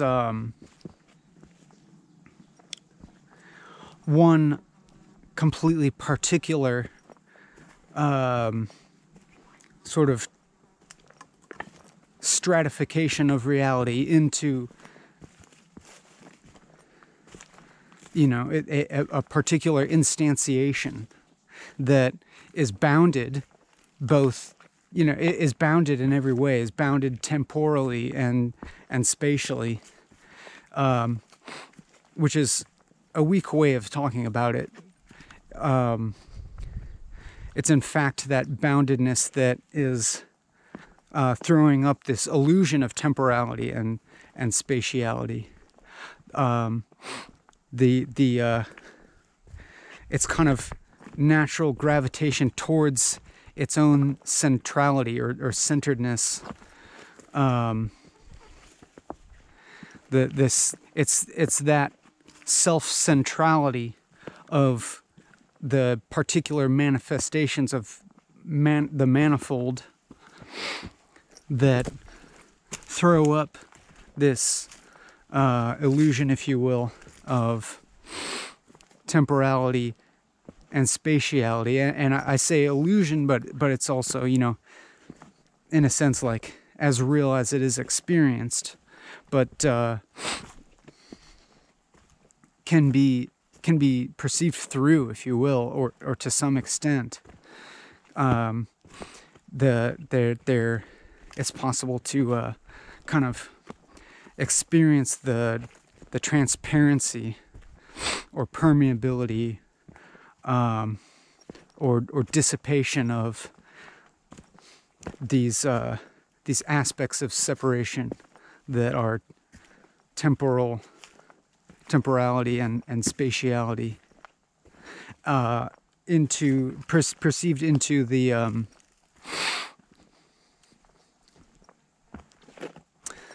a type of relative absence of manifestation, a type of relative absence of individuation, of centrality, to where there's a relative absence of perspective. I mean, but it's you can never get fully there. It's not like that's not like a stable state that's achievable, really, because it is equivalent to non-existence, which is, inherently an unstable and paradoxical concept. Like, just you cannot have a not being, and which is why why this apparent manifold reality seems to exist, even though when looked at closely doesn't really exist, or doesn't exist inherently and with substance.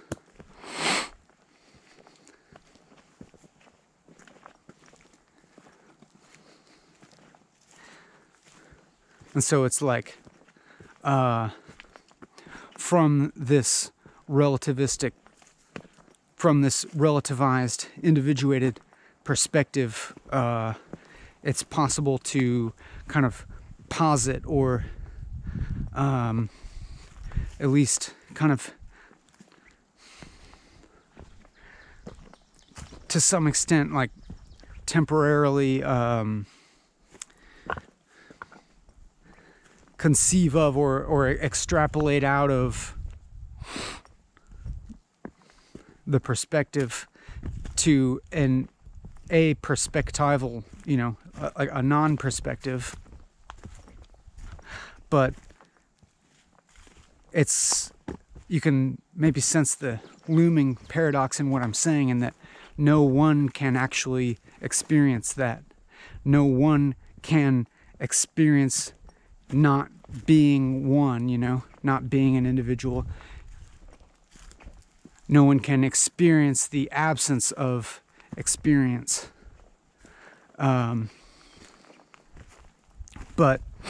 one can kind of, I guess, but then paradoxically also, you also aren't experiencing individuation. Like you can't hammer that down, you can't grab that as something substantial. You can't, it's that is always this transitory mirage, as you must know, you know, the transitoriness and the absence of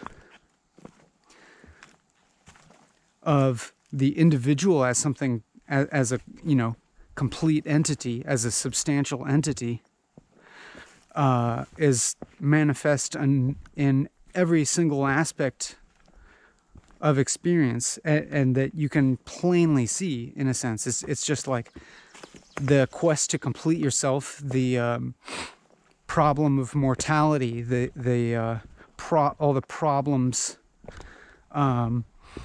referred to before of how to maintain the persistence of self and the inevitable impossibility of that, the inescapability of constant and fundamental changingness of what is possible to be,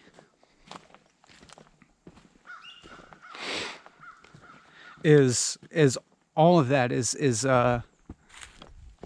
purely this non-being manifesting itself, you know, as the incomplete individual. This non-experience manifesting itself as the experience of living, and, like, you know, life being kind of definitionally a problem because it's inextricably tied to death and the cessation of the continuity of anything recognizable as the self.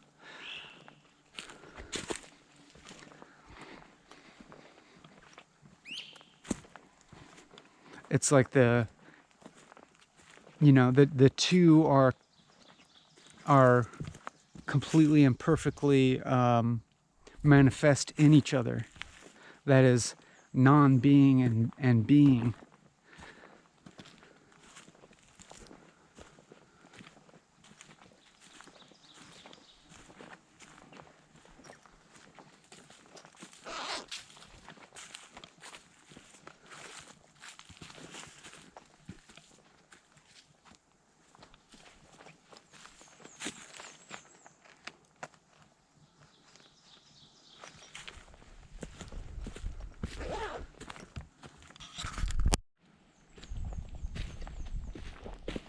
And from the current perspective, it seems that absolutely everything is, without exception, included in what I'm describing as that dynamic, that kind of paradoxical intercontainment, or something like that, however you want to say it.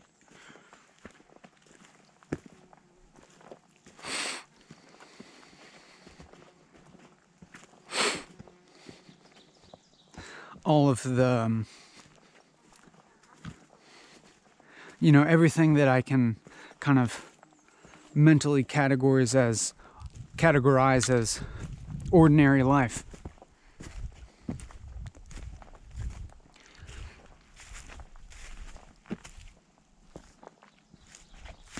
Everything that constitutes what I referred to as the story of the individual.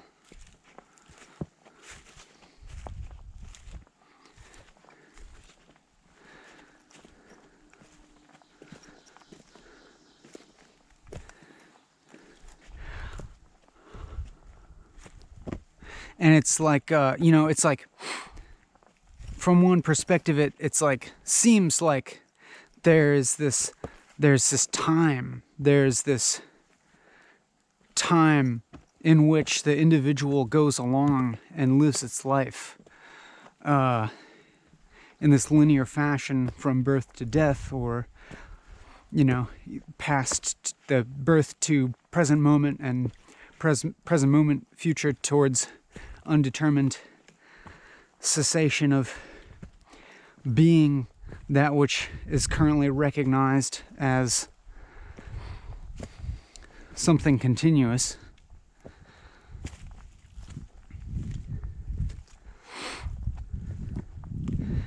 And and then, you know, you extrapolate this quality of temporality to the rest of the world, and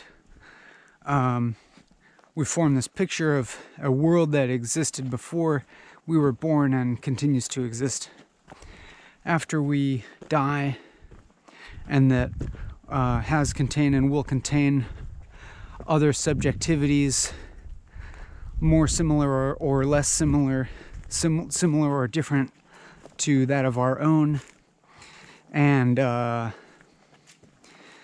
being this kind of natural drive towards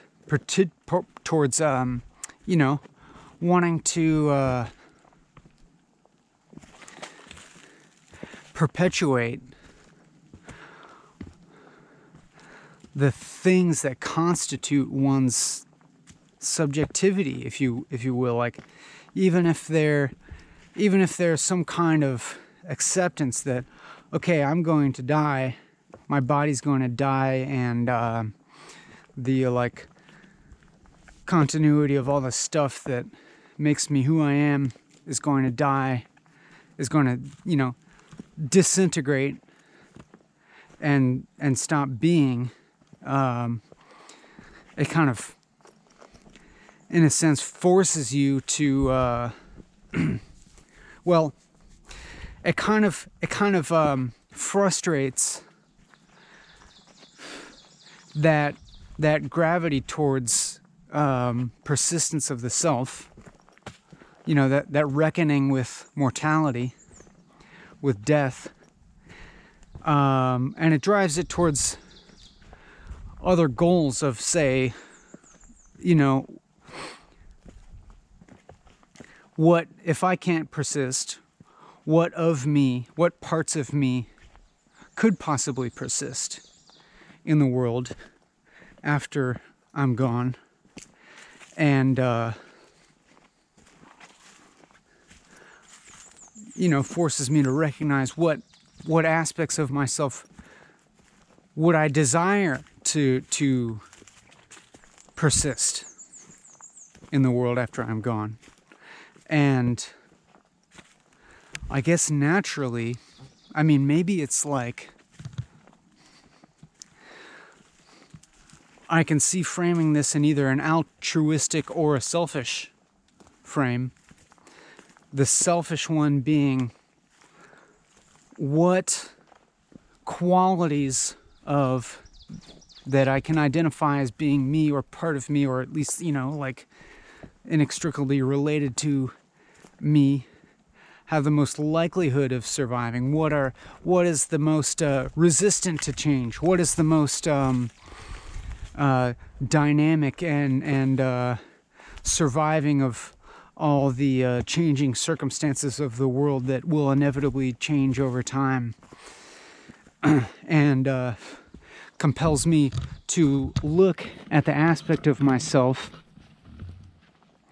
that is, in a sense, the most transcendent because of that. What is the aspect of being that's the most transcendent of all of the conditions of the world, all of the transient conditions? What persists in spite of them all? And from the current perspective, it's something like,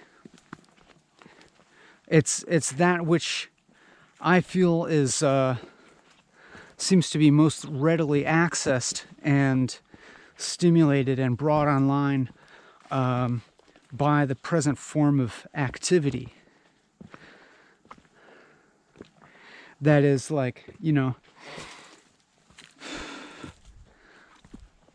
this process of an extended exposure, at least a kind of like exposure of linguistic thought over a period of time, in which the structures of thought and the structures of meaning and the structures of identity that are conditionally dependent on other structures, other webs of meaning or something, other conditional circumstances, and in so being are kind of fragile, seem to get exposed through this like process of extreme to mild purgation through humiliation, embarrassment of the limitation of certain aspects of the self, and being at least at least temporarily in the process of this, kind of burned off through that humiliation in the fire of reflection, or I mean, like, pressurized by this public exposure, if you will, of like talking continuously in a public way, to the extent that I become public property, as Thomas Merton once put it. I mean, let me not get too pious sounding here.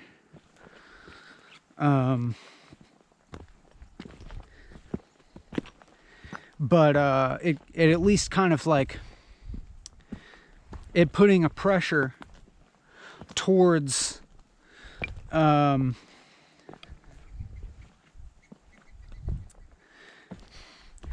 it kind of like pressurizing experience towards that which is which survives all this exposure, that survives the reflection ways of thinking, I guess, or maybe it's even, maybe all it is really is the mode of exposure, the mode of communication, like being in communication in one sense, in a very obvious fact of existing in some kind of semblance of a intersubjective state, that is, like, there is apparently a communion of some degree of subjectivities occurring here, which is evident by your registering of this, your experience of this.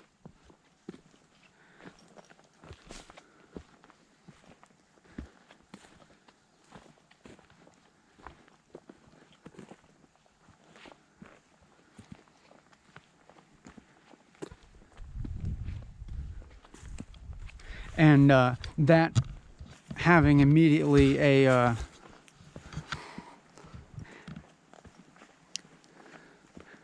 bridging across temporalities that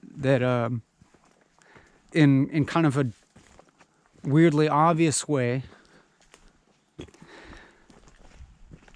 kind of transcends temporality, in the fact that, okay, I'm saying this now and you are hearing this now, and obviously it's not the same now, and just in a very kind of ordinary, everyday way, pointing to the manifoldness of perceived temporalities.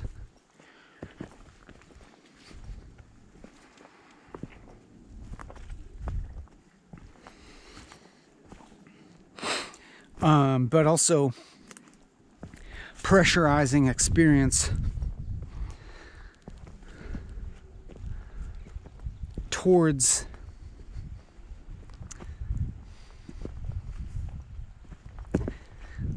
that which I hope is the most relatable or the most communicable.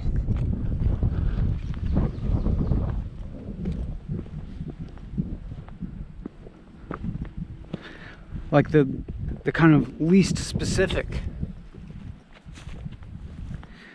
Even if, you know, the means through which it's communicated is a specific language and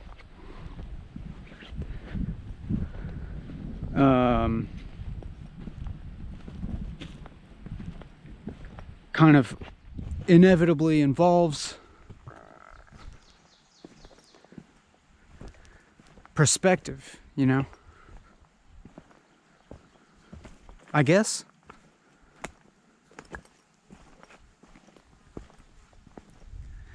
But it's like pressure. It's kind of another way of saying it is that it's like this is like corrosive to experience.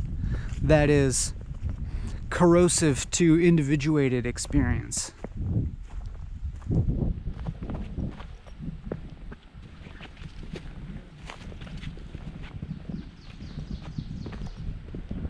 In a way.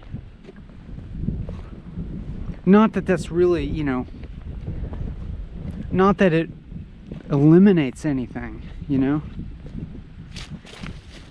Not that it puts anything to an end. Not that it reaches any kind of end.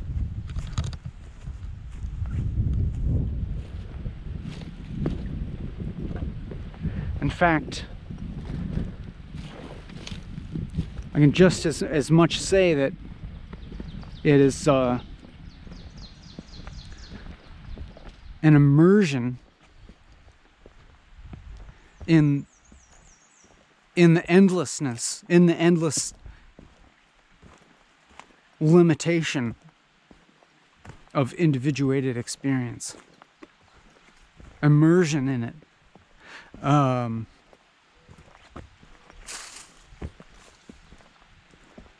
Via the kind of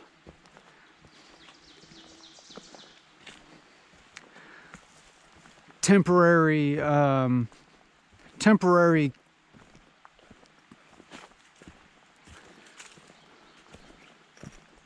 removal of like the sort of like manifold identity reifying frameworks that would seem to constitute ordinary life. Although, of course, you know, when I say that, it's like that's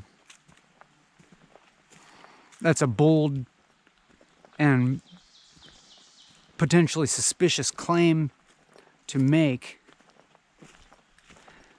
in that it could also be said that this is, in fact, this very exercise is a identity reifying practice, or in fact, or potentially even a total indulgence thereof.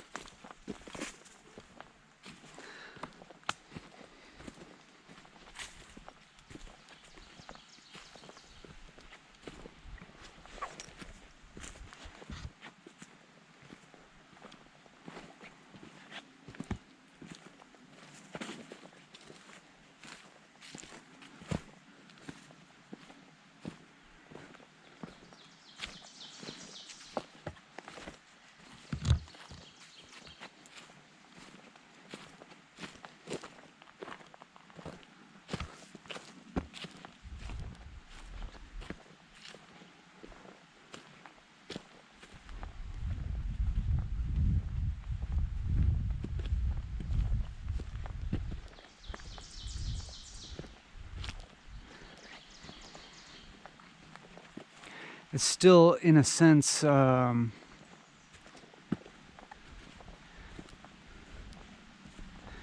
there's still the same kind of quality to reality as I can remember talking about towards closer to the beginning of this video of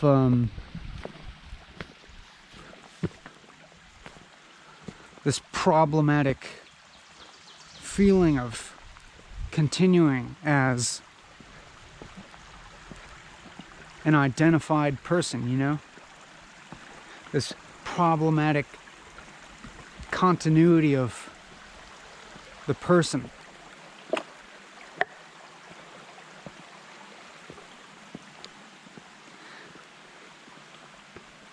But which I can also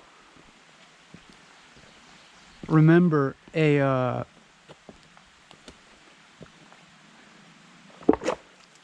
relaxation of that problem, you know, or at least the distraction from it, in the total involvement with the activity.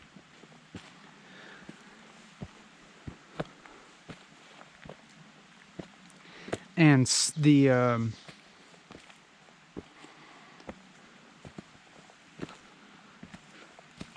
having the experience of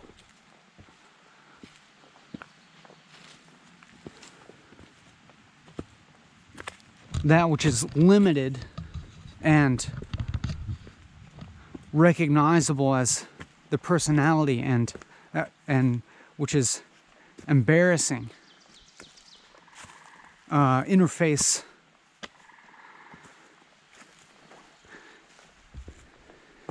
in a more comprehensive way with something that's bigger and unknown, you know?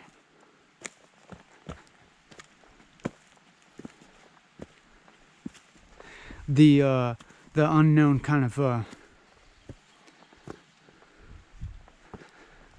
opening, like a vacuum, really, like vacuuming out your computer case or something like that, or like a spaceship opening its bay door to suck out all the bad air or something, or not just bad air, but like accumulation of stuff.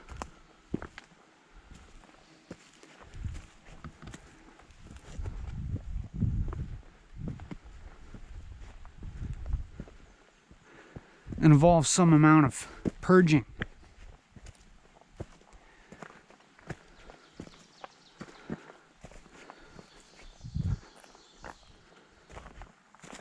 But there's no end reached, you know, and that's just the most basic aspect, you know. Like time, all it is like, I mean, all it is a funny way to say it. Just this, like you could take time as the just most direct evidence of the insubstantiality of everything. Like that, there's time.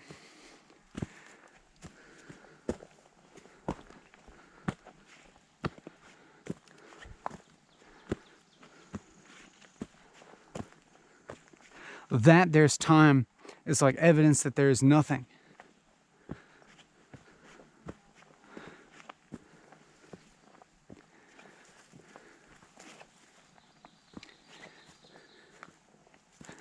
That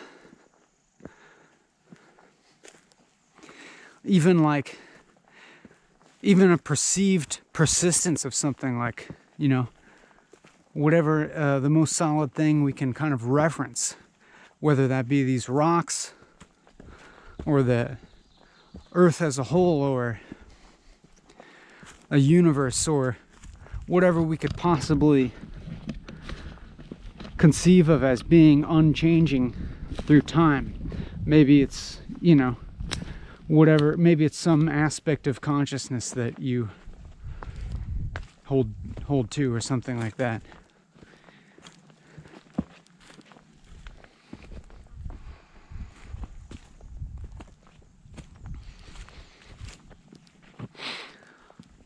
All of that can only be, for one thing, it's like we can't hammer it down. We can't, it's like, even just kind of philosophically, the concept of something infinite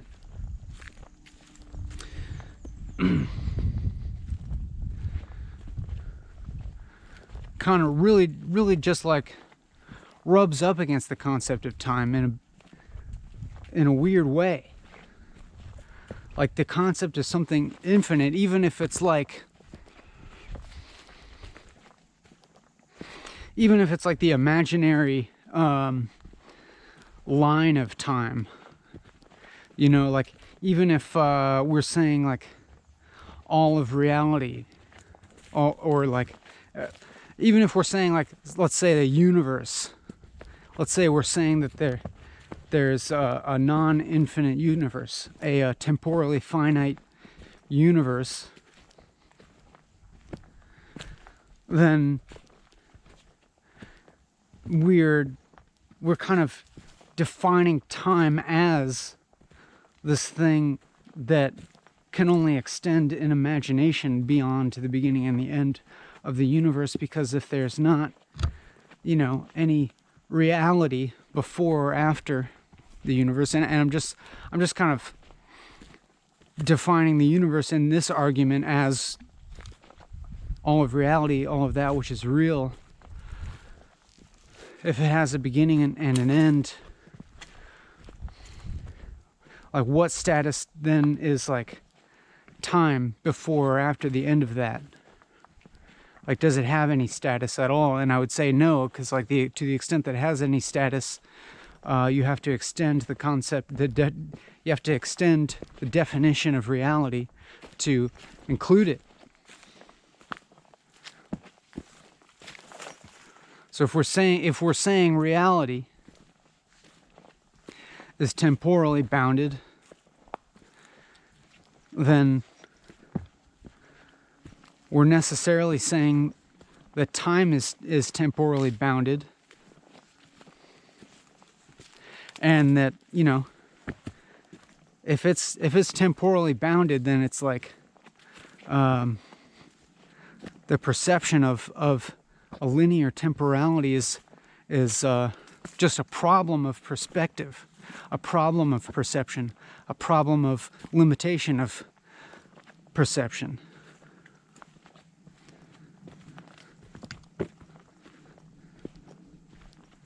That to the extent that it could all be perceived, then it all exists at once. And, you know,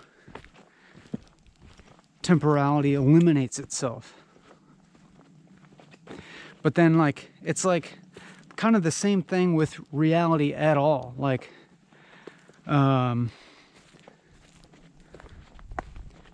if we're saying like reality as something being infinite, well, that's something that's definitionally not graspable, not cognizable.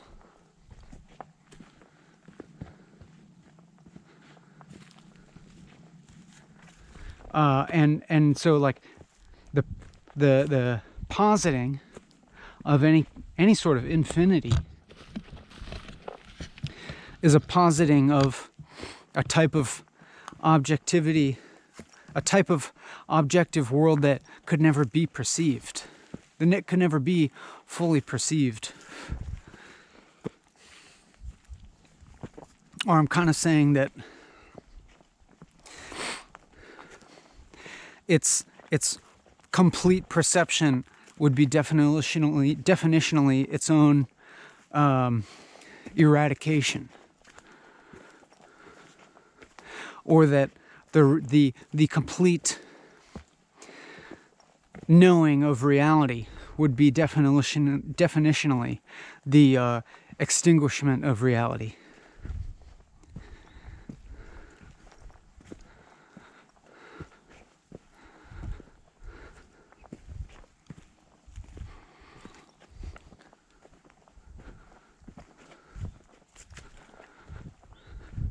And that it necessarily exists both ways. That is,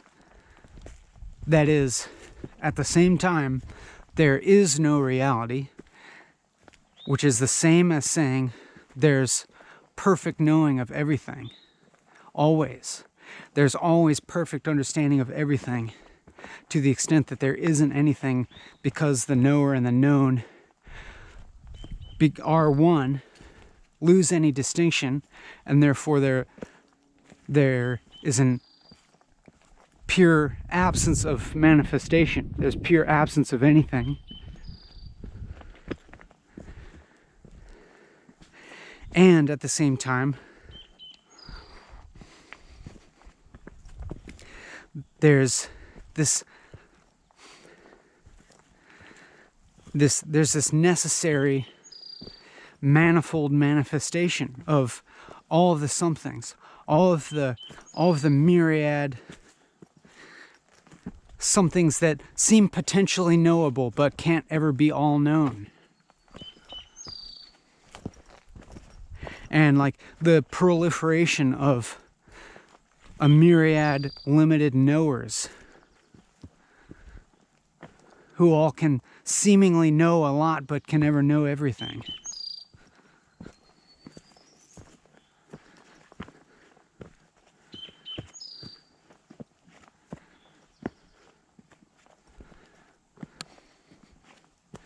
And this, like, it's like, at the same time, there's no time, no space, no matter, no consciousness. And there's time, space, matter, consciousness, knowers, and known. Apparently. But never completed. Never substantiated. Never solidified. Always only in transit, in relation to another node. Always another, it's always, it's like a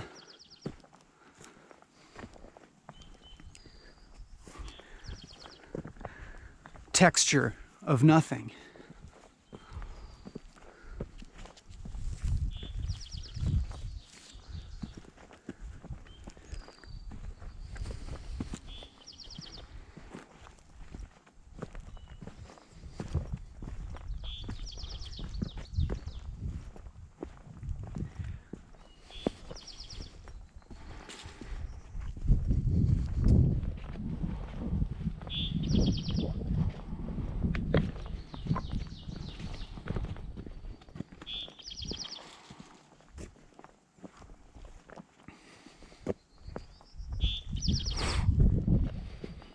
Like time seeming long only in its,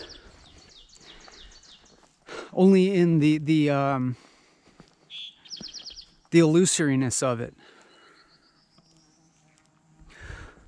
Time seeming to be long and unknowable only in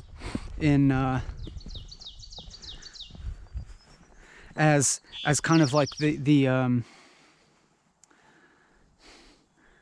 that's like the symmetry of the knower. It's like that's the symmetry of the limitedness of the knower. Time's expanse, space's expanse is a symmetry of the profound, mind-boggling limitation of the knower to know is symmetrical with the expanse of space, symmetrical with the horizons of knowledge.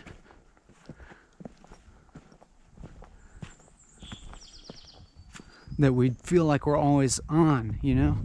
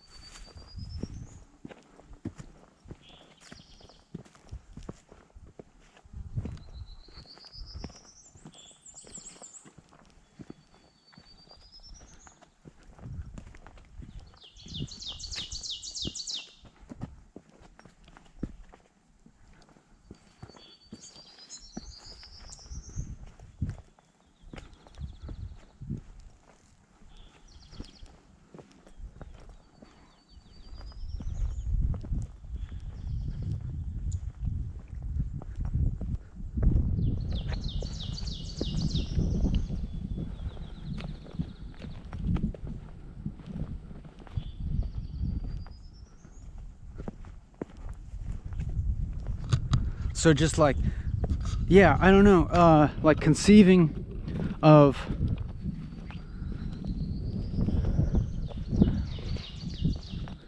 the particulars of one's experience as really being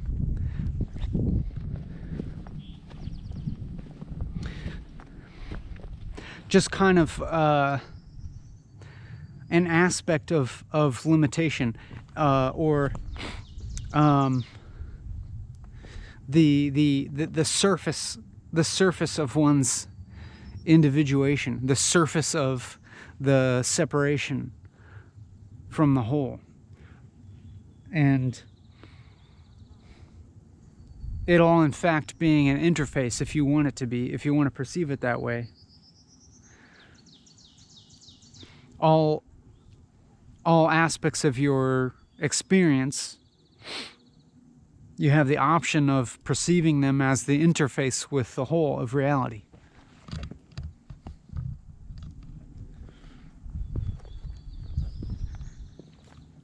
As being the connection, the if you want to treat it that way. It's like the boundary, but it's also the interface.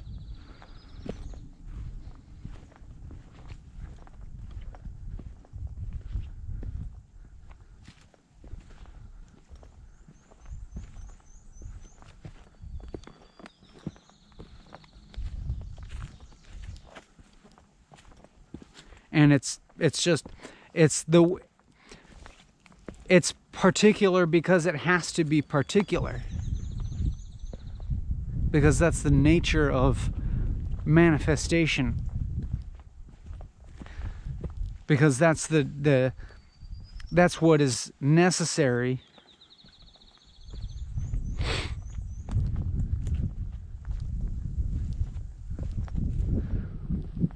for nothingness, you know, for nothingness to be, to be nothing. There's got to be something, and there's got to be particular seeming somethings. But like when I say particular seeming, it's because the particularity of it is always in transition, is always transitory, and can never be hammered down.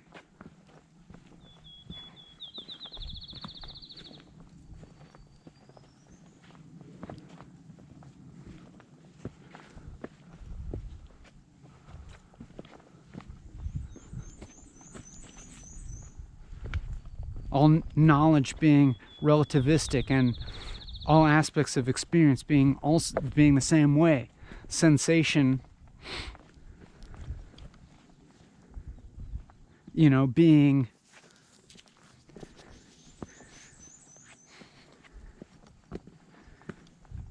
in a way that just this sensation and perception, like being also conceptually created, as, you know, conceptually thrown up as the interface between the self and the other. Well, it's like, you know, try to say the most obvious truth of, well, if I hit my finger with a hammer, it hurts, and if I hit the nail with a hammer, it doesn't hurt. And that's the boundaries of me. That's the difference between myself and other. But then there being this possibility to go into that sensation, even sensations of pain that seem so clearly like boundaries, and experience them also as the interface, also as connection, also as the connection. You know, you can sit there and observe very closely, focusing on your touch sensations. You know, what would appear to be the boundaries of your body, and focus on them for a long time until that story about that sensation drops off, and you realize it's a fuzzy boundary. It's so fuzzy that it's in fact only continuity, that in fact the action of perception is in fact the action of continuity between the apparent self and the apparent world. It's the and all of that sensation, even like visual perception, we erect this conceptual story that there's a seer that sees through the bridge of vision, through the sensory inputs of the eyes and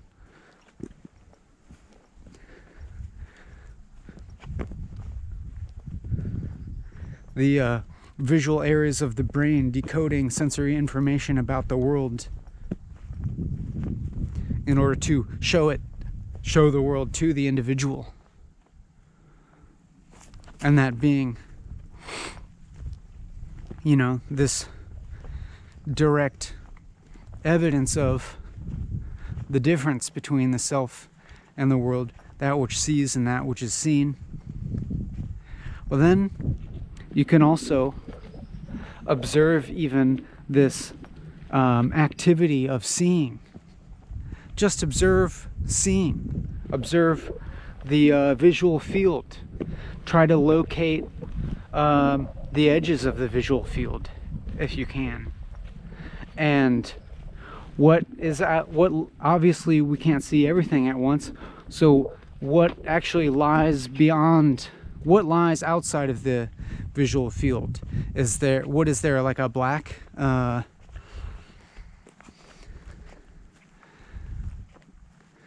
Is it black outside of what we can see? Or is it just not perceived or not perceivable? Is it just nothing? What is this visual field? Where does it exist? You know, in relation to us, where is the seer that sees this visual field exactly located?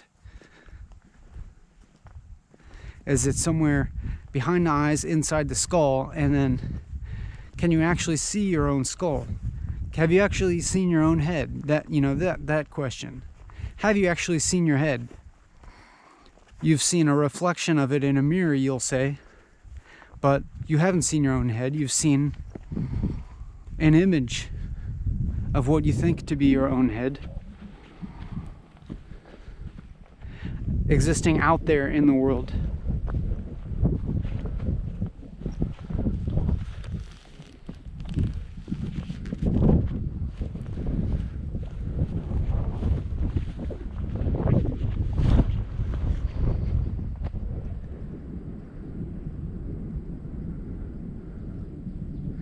And so another way of actually perceiving is for this perception to be reality, in the sense of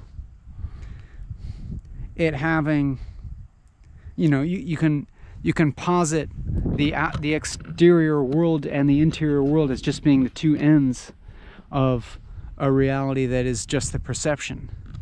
But then, you know, it's like the perception only would has any substance, we could say, like between things, between two other entities, and then we identify those entities as being non-entities or being, you know, dependent entities. And then we, you know, we only kind of, we never arrive, we only just get into this never-ending web of interdependency for everything that would seem to exist. But you can do it, you know, just very observationally by observing any, if there's some aspect of experience that seems to be a component of yourself, or would seem to be evidence of the self existing apart from the world, just observe it, try to isolate it and observe it very closely with intention, with, you know, with attention, and give it that attention and see if it still seems to persist to exist as anything inherent, or is it actually slippery, or is it actually a mirage that was, you know, only in transit, or only seemed to arise in relation between two other apparent aspects.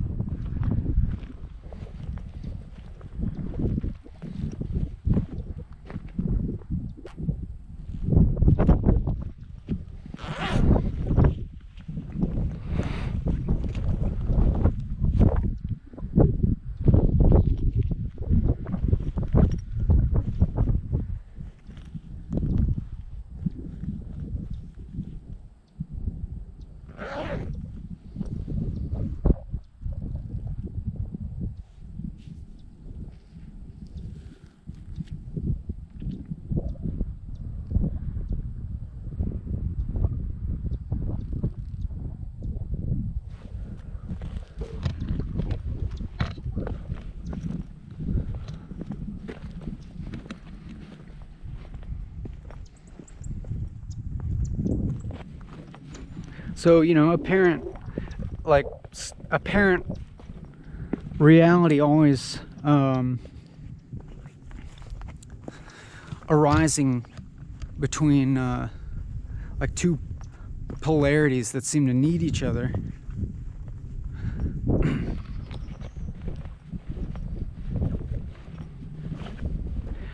Like something, you know, like my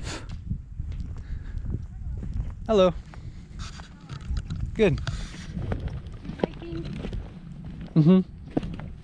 Congratulations. Well, just a day hike. Day hike, okay. Yeah. Are you on a long one? Section. 200 Uh-huh. miles to Boiling Springs. How long will that take? 7 to 8 days. Awesome. The rocks are slowing me down, so I might have to readjust the bike. Uh-huh. But anyway, God bless you on your day hike. Likewise, have a great trip. Thank you.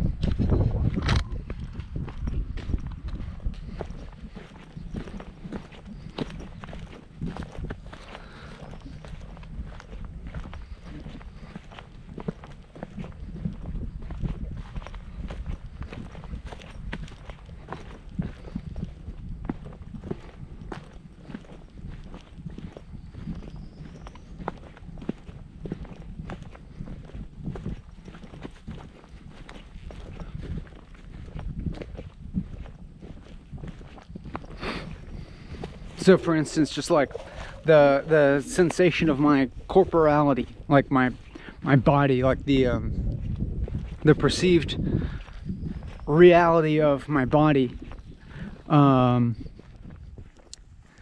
intensifying, you know, with the perceived disequilibrium. Let's say, like getting hungry or tired or something like that. The hunger itself, or the tiredness itself,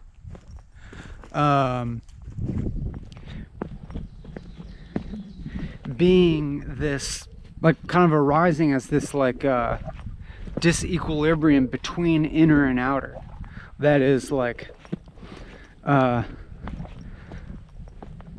it's like a motivated state is coming up that's going to influence behavior towards seeking the object of those desires, so seeking food or rest. And an intensification of the reality of the objects of that desire and their corresponding internal states, you know.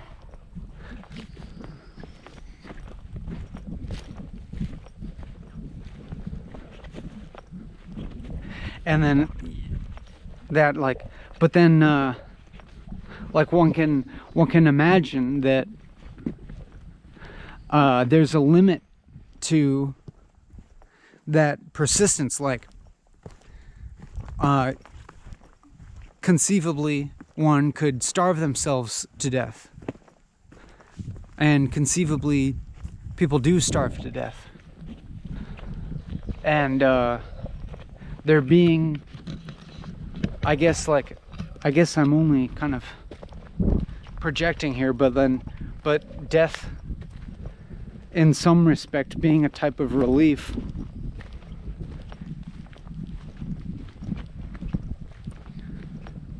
of that disequilibrium, at least, you know, at least for that localized incidence of an individual.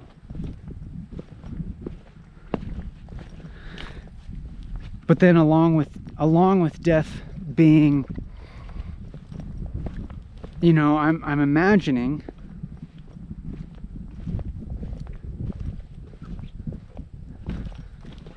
a cessation of absolutely everything that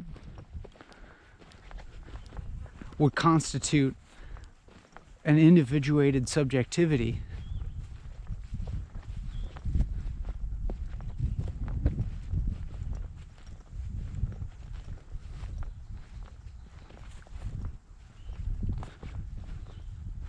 Yet in the same sense, it's like that there's still being potentially lasting effects for other subjectivities, you know. It's like the absence of one particular subjectivity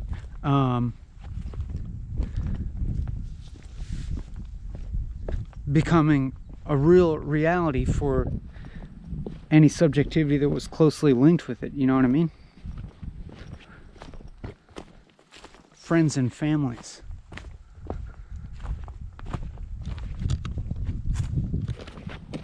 What am I saying here? I don't know.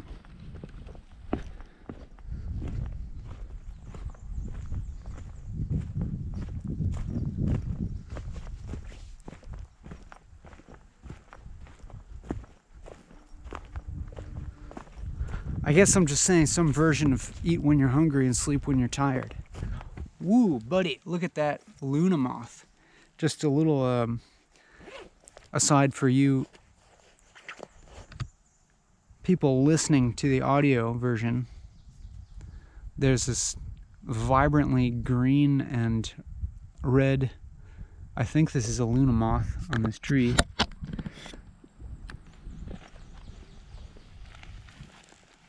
Wow. What an amazing creature.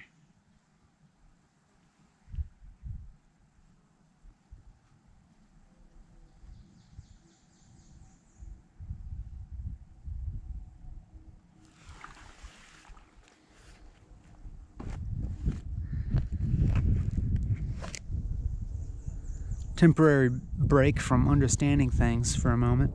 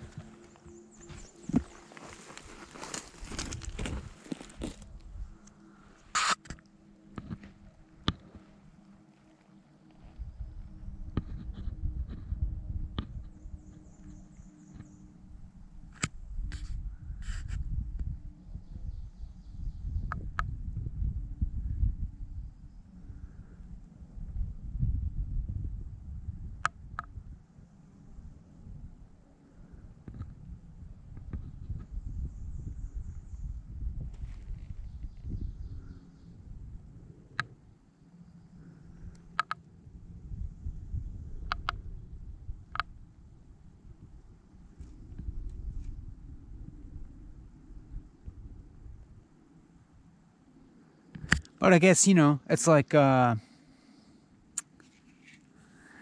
thing of trying to extrapolate our own subjectivity into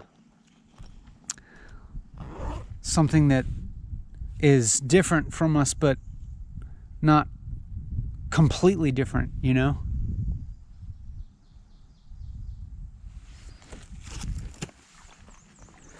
And then, you know, it's like this moth might be very close to death, if not already dead, you know? It could be one of these, it could be an animal that has a very short lifespan.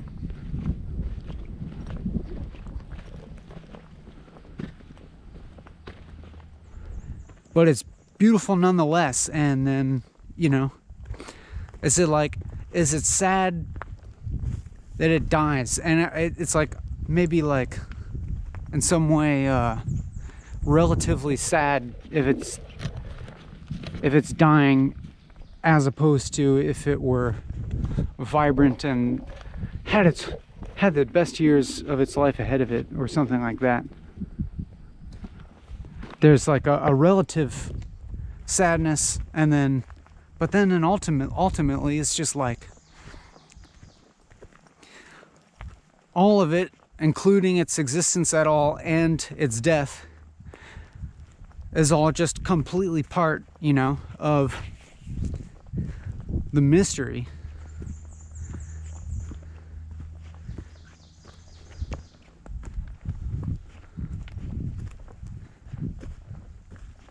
Of existing and non-existing at the same time. Whatever, I don't know. It's like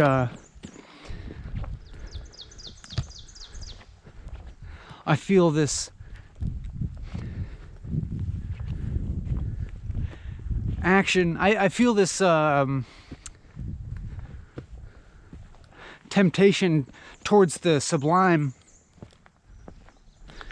towards an aesthetic of sublime right now, and feel very suspicious of it. It's like it's not necessary.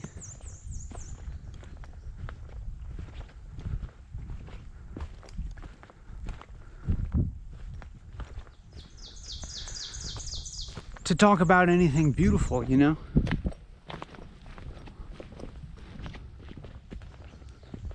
Or to go after anything beautiful.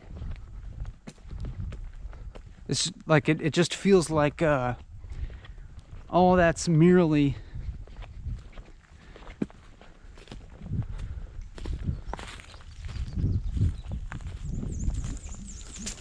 shaping, you know, just shaping the contents of experience, just twisting it, just twisting reality. And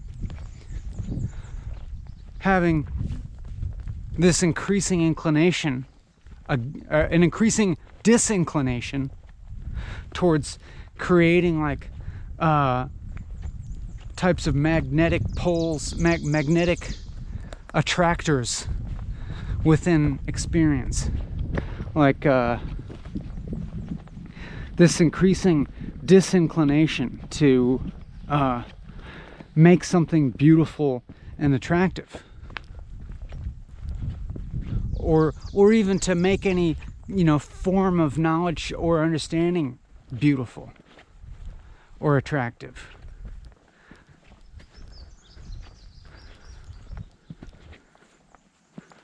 Knowing that it's all, you know, it's all just twisting something one way or another, and it's arbitrary.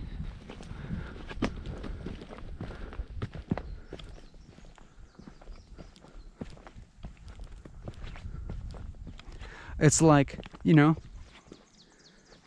particularity will continue to manifest one way or another, and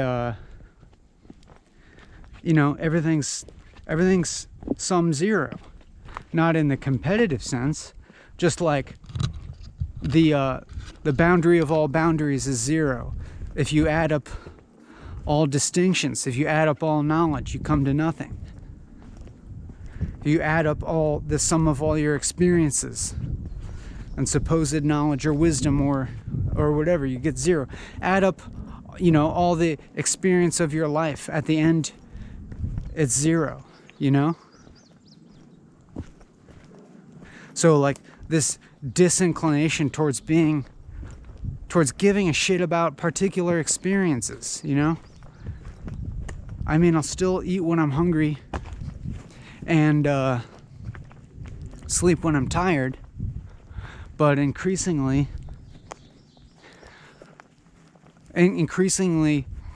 perceiving the pushes and pulls of experience as always evening out with each other.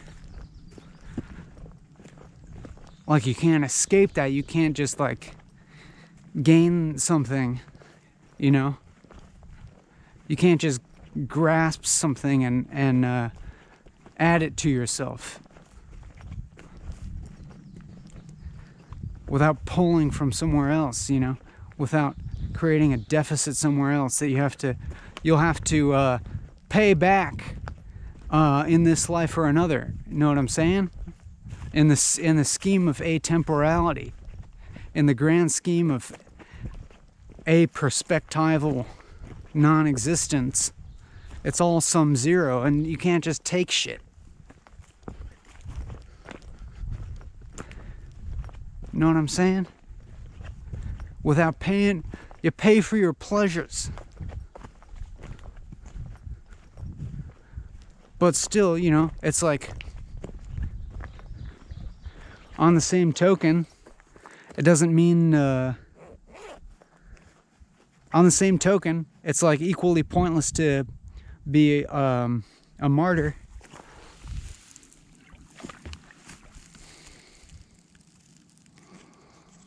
Or an ascetic or whatever. Just, eat when you're hungry, sleep when you're tired.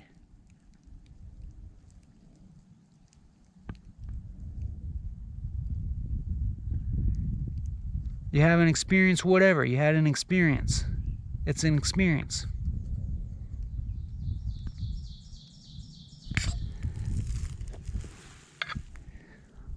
It's actually not, It's like not even.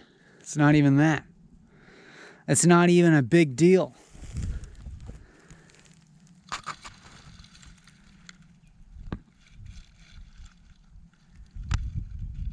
It's nothing's a big deal.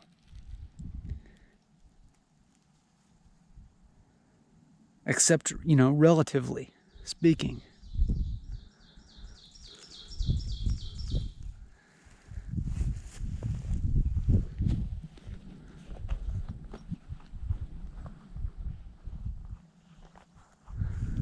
Like nuclear war. Relatively speaking, that's a big fucking deal.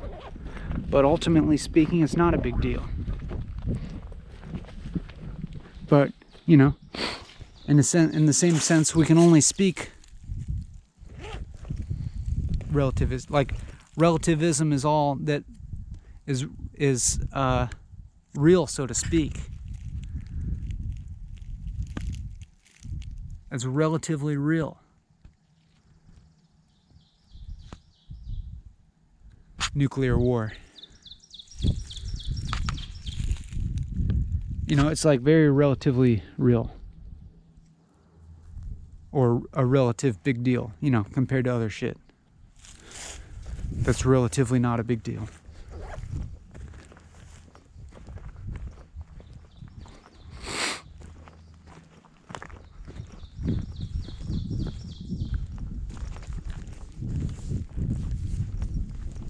And then in the scheme of things, nothing's a big deal.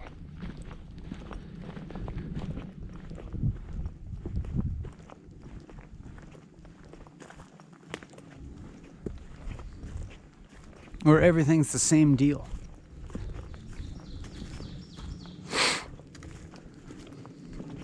Which is no deal at all.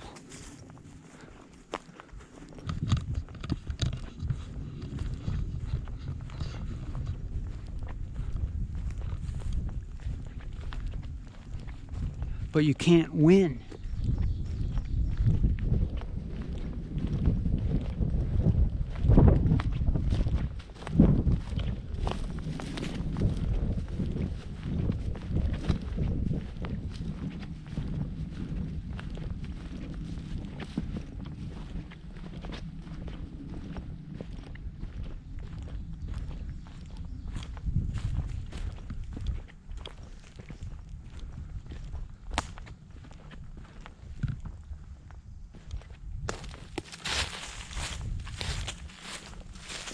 But you also can't lose.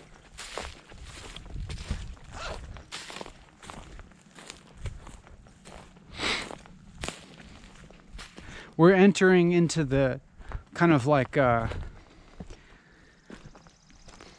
narrative symmetrical side of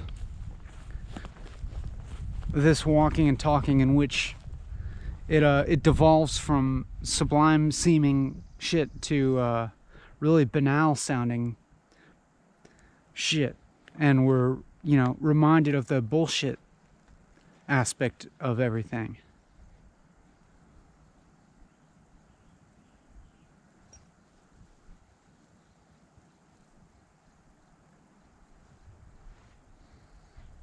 Including this.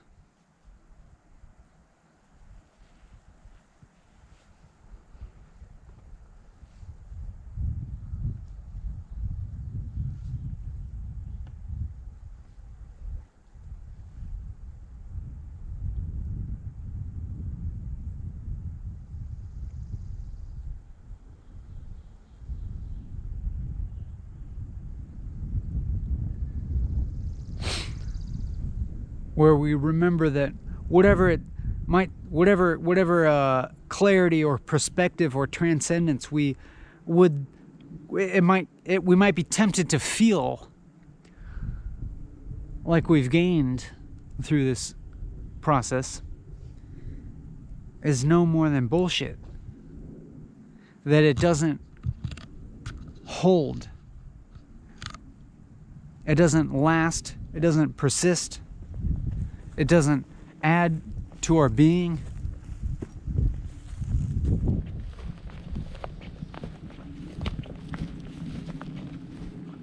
It doesn't solve any problems.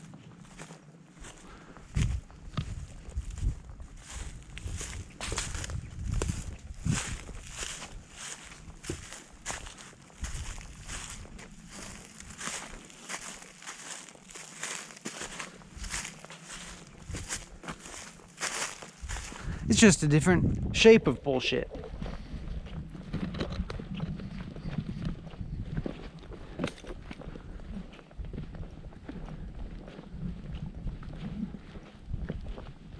It's just another goddamn thing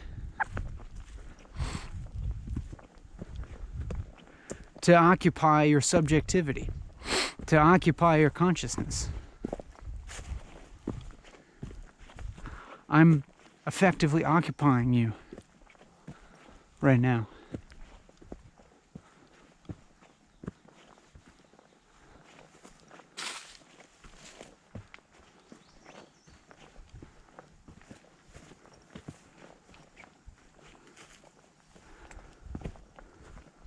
You've been occupied, sucker. I got you.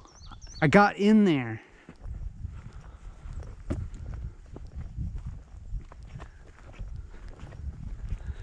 I got your attention. Sucker. I'm effectively, as I speak, as you listen or even hear or perceive, to the extent that you perceive this, I'm effectively perpetuating my memes throughout space and time. Sucker. But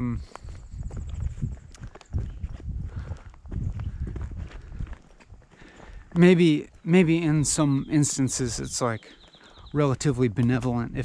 If there's also some effect of like feeling like for you some like like this is having some effect of making you occupy yourself,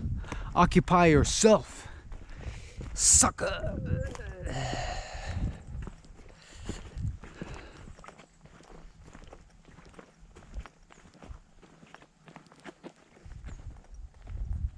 Or if you feel like you're talking to yourself. If listening to this feels like talking to yourself, then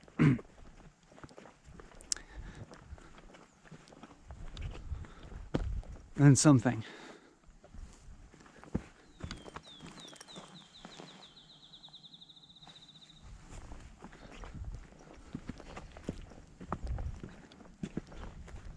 Or if you feel absorbed in such a way.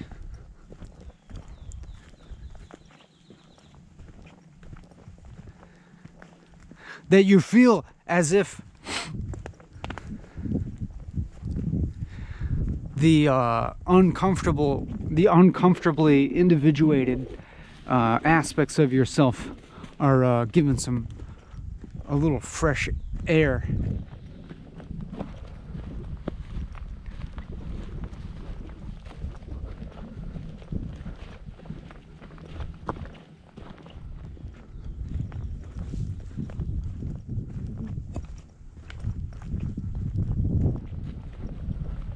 But it's a question. Is listening to this, would you say, your calling in life? Is this what you were put on this earth to do? It's okay. It can be part of it. It can be an aspect. I listen to shit. I listen to other people blabbering.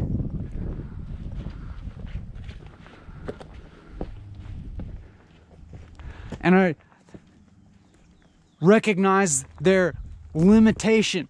And I recognize their individuation. I recognize the limitation of their individuation that is, an inherent part of inherent aspect to intersubjectivity, and as being inextricably also an aspect of the unknowable, non-existent nothingness doing its thing, not existing, the nothingness not existing by having there be something.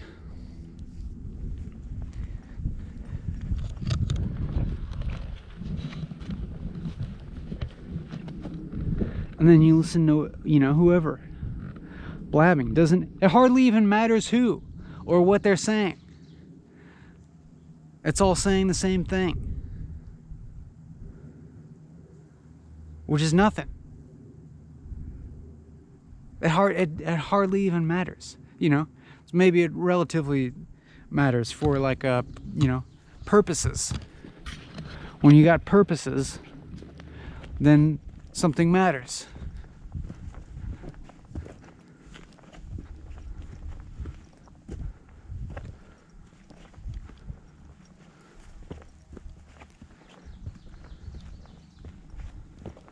Like me, I have a purpose, to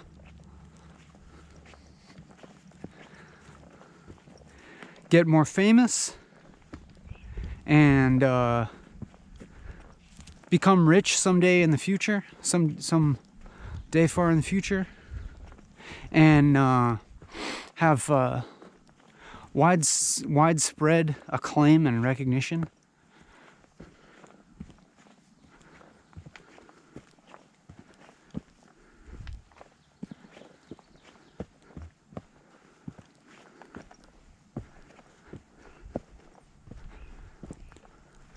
That's why I do this.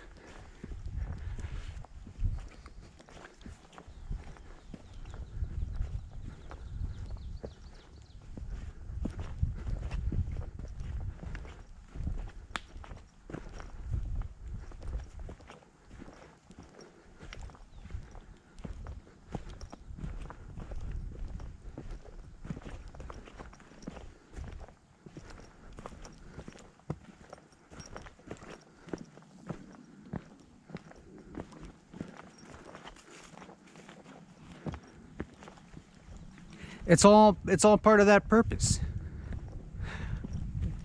You know? And why not go for the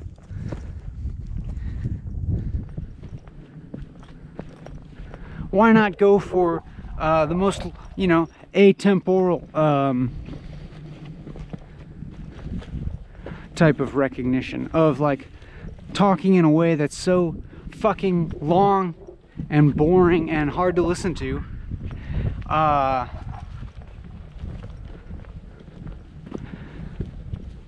That essentially, you know, just amounts to filling time. Just filling time in the internet. That's essentially what this is. Harkening forward towards the atemporal time of, you know, universal AI recognition of all internet content.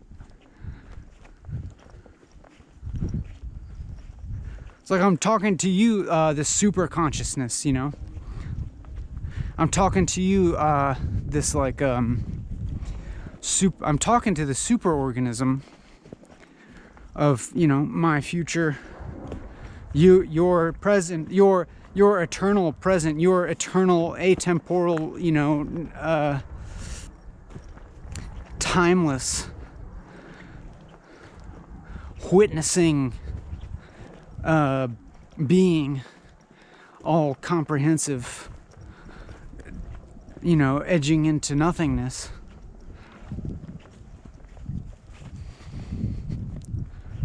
I'm talking that, you know, that's the kind of posterity that I'm going for. Infinite, aka infinite posterity, i.e. non-existent. You know, it's like everything, I mean, in a sense everything has perpetual infinite posterity in the big nothing, in the big non-existence. Everything is imprinted. Nothing's lost, because everything is equally lost.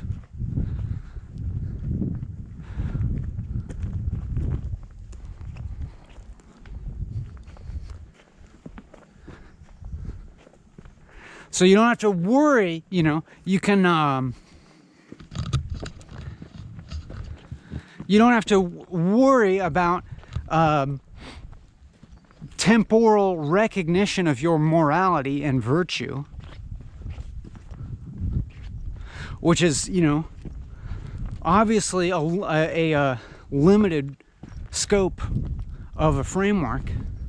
Obviously the value system in which anything resembled moral upstandingness and sainthood is a limited, relativistic, human framework that is in itself transient and, you know, subject to the purgation of the grand nothing.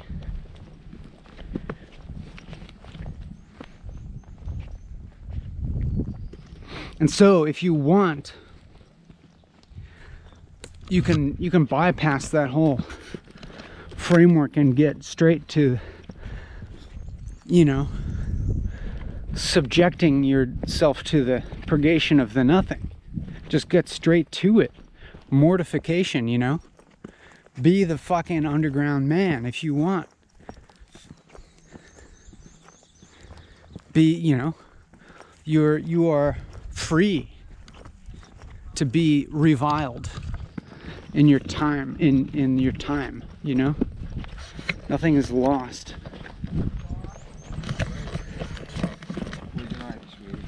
How you doing today? Great, how are you? Good, thank you. Hi.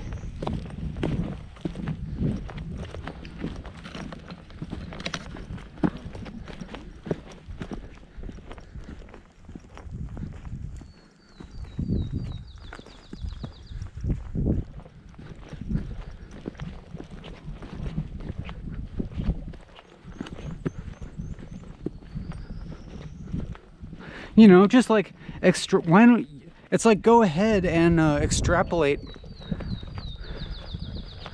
the morality of man to its endpoint, which is a non-endpoint, which, you know, pretty much, if you ask me, you know, would suggest being a bastard, would suggest being a piece of shit, in a sense. Not in such a graspable way, but being totally useless. Being totally useless to man.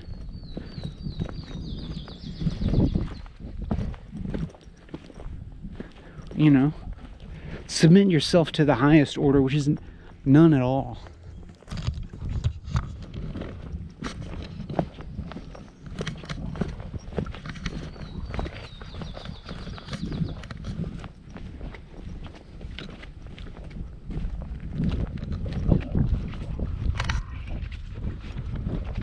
Hello.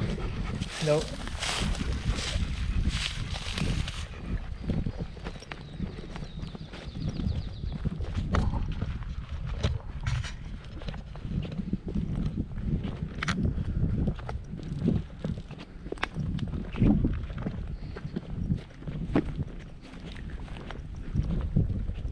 You know, obey nothing but, you know, your function in reality, which is essentially a non-function, because there isn't, because, you know, we talked about what this word reality means. And wouldn't you be, you know, aren't you compelled to do nothing but that?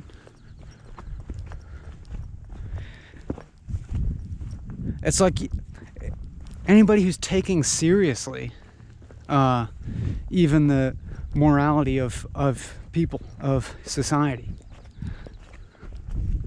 It's like, if you're taking it seriously, you have to extrapolate, you know, beyond society.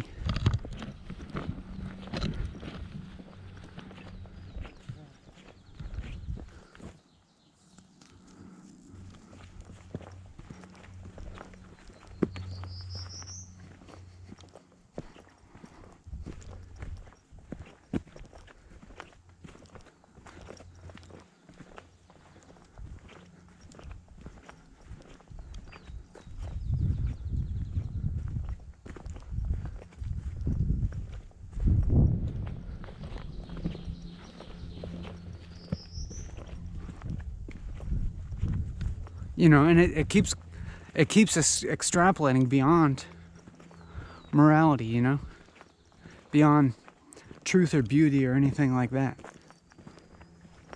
Just nothing, you know? Be nothing.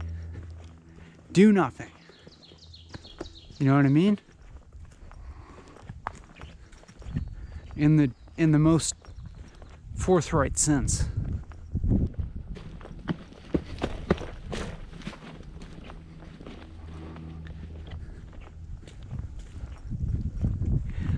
Basically, I'm just saying, don't be a bullshitter, which is actually impossible.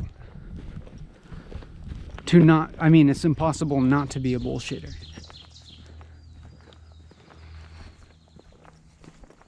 There's actually no directive here. There's no direction. There's no admonition. There's no way, there's no direction to go, you know? There's no correct way. There's not even really like a hint of a direction. I don't think. I mean, you know, not in any ultimate sense. It's like, you know, it's like you are a problem. Just, you know, definitionally. And you know, we can't help but continue to try and solve it, or like, you know.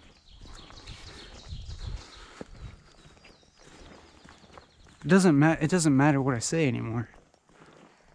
It never did.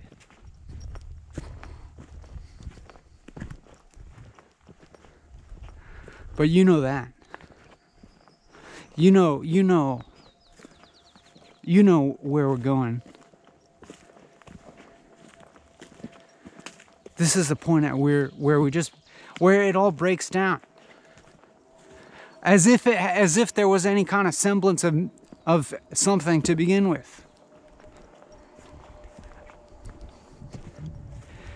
We started with bullshit and we end with bullshit, and in the in the middle of it, it kind of seems profound or something for a little while, but then we just like remember that all that supposed profundity was just sophistry. And that sophistry is essentially, you know, all that seems to be like it's anything. Anything that seems like it's something is sophistry. It's bullshit.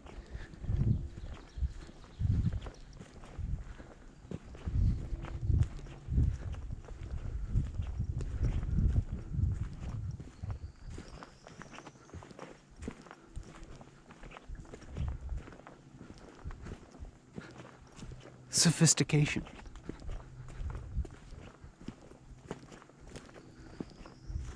You know, just twisting up the pure ground of bullshit into myriad sophisticated tangled knots. It's a big fucking tangle.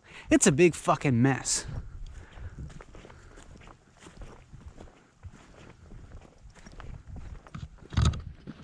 But it's fine. Let it be a fucking mess. Or clean it up. Do whatever the fuck you want. As long as you do it, you know, with an attitude.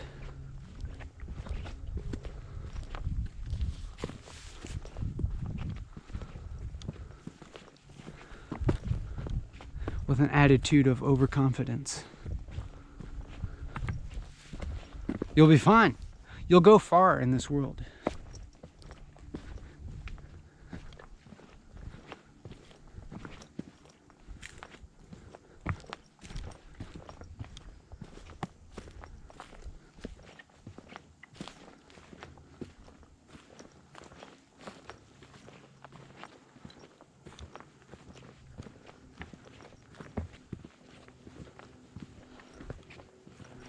What time is it? I'm getting tired. I'm getting tired of talking. Getting tired of this shit. Still got like half an hour of this shit.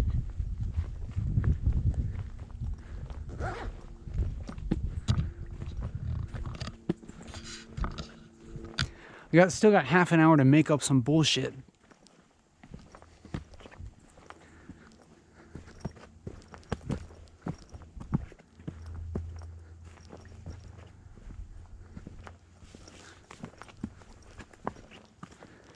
And it's hard because it doesn't matter what it is, you know? It doesn't even matter what quality it has. It could be sublime and profound and serene sounding, or taking on this banal Philistine persona.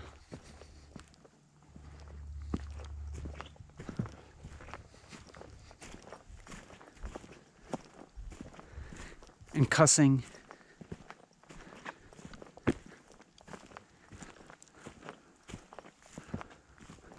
It doesn't matter.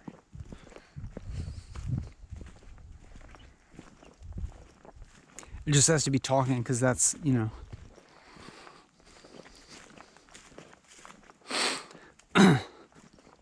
the framework set forth on which to base an aspect of my identity. Pretty good idea, huh? Pretty great fucking idea. This. Pretty fucking useful. Pretty fucking clever. Isn't it?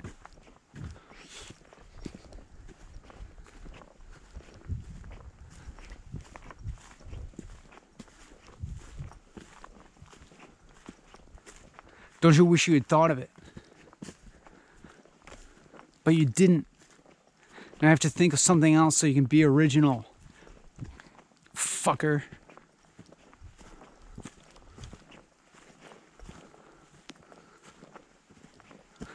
So you can catalyze your identity. And act like you're actualized in the world.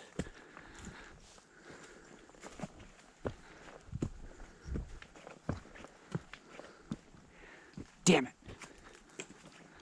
That's what you're thinking. Fuck. Fuck. I'm supposed to catalyze a fucking identity and be something in the world. Shit. I'm supposed to make my fucking mark. Make my fucking contribution. Shit. God damn it.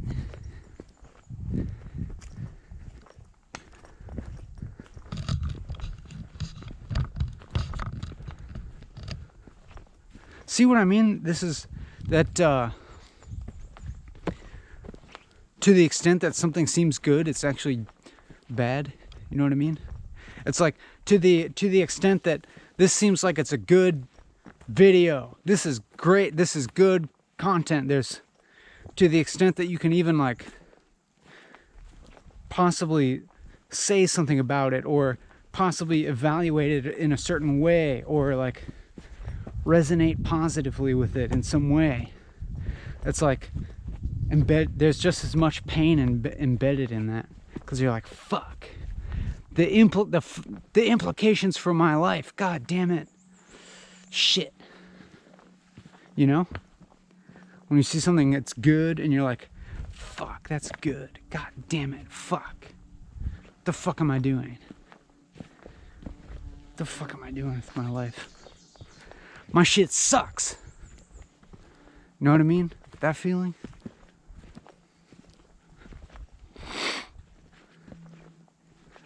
That's why I'm saying, you know, if you don't bullshit yourself, you can also see through the bullshit of the world, you know? And if you can see through the bullshit of the world, you can at least seem to like lessen your own bullshitting a little bit.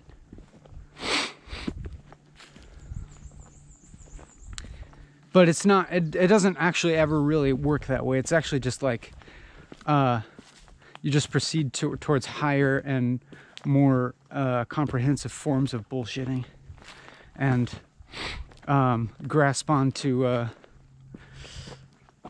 grander, more convoluted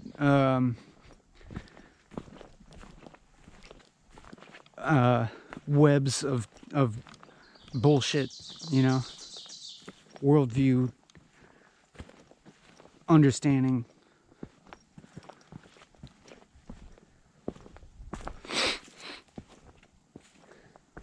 You just graduate to more slippery forms of bullshit.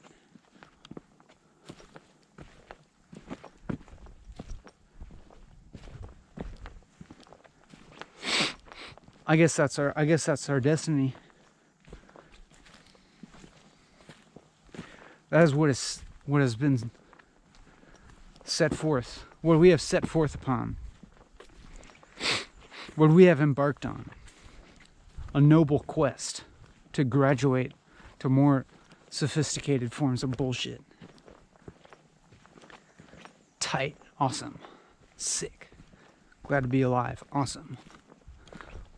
Life is beautiful. Love it. It's great. Love it. Sick. Tight. I'm alive. Fucking sick. There's a world. Cool. Awesome. seems to be a myriad of other subjectivities resembling or differing from my own by by a mind-boggling degree. Tight, awesome, cool, sick. There's this apparent present that is a nexus between the unknown and the known, at the edge of which our identities merge with the creative horizon of reality unfolding, in which possibilities are limitless. Sick. Awesome. I'm stoked. Stoked about that.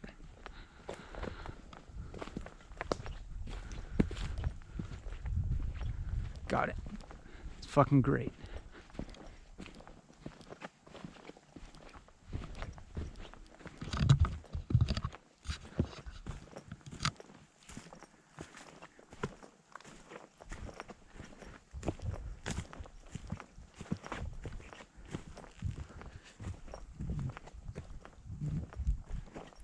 Just filling space. That's all this is.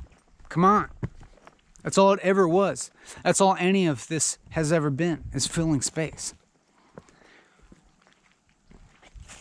This is, that's the, that's the general modus operandi of being a person, Take up as much fucking space as possible in the world, Crowd out all the other suckers and losers by taking up as much fucking space as possible. There, your subjectivity, your individuality has expanded to take up the whole fucking universe. You're enlightened. Awesome. Congrats.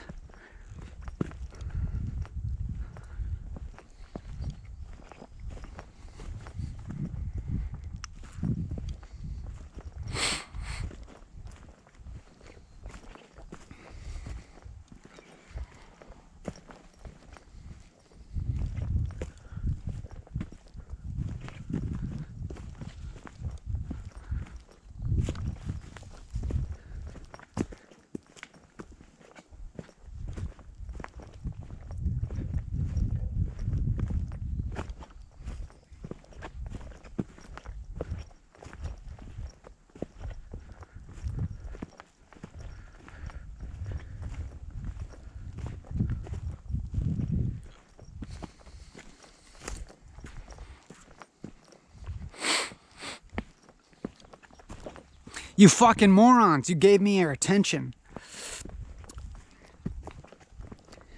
You fell for it. You fell for the trick. You fell for the trick of the advertising. Something. Click here. Click here for something. Oh. Ah, it's gonna feel so good.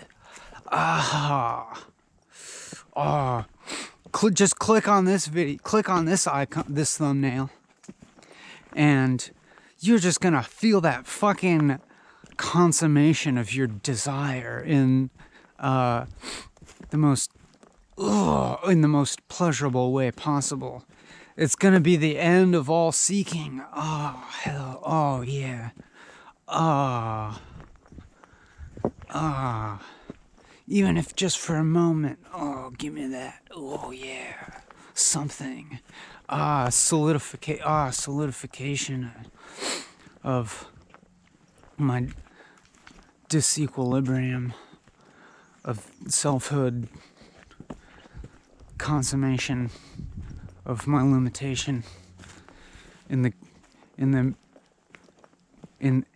all loving embrace of the internet.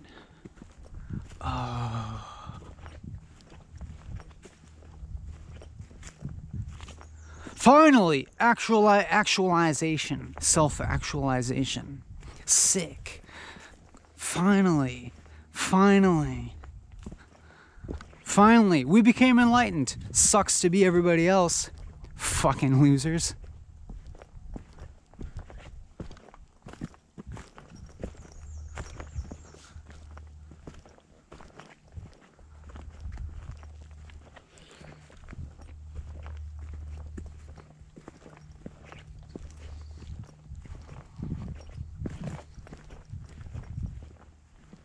Those fucking losers don't even know how much compassion I feel for them all the fucking time.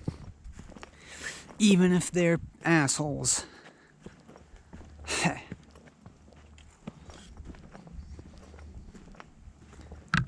But I don't look at them as assholes because I have compassion.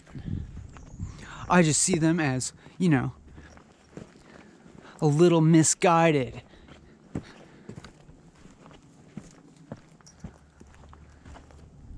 AKA dumbasses.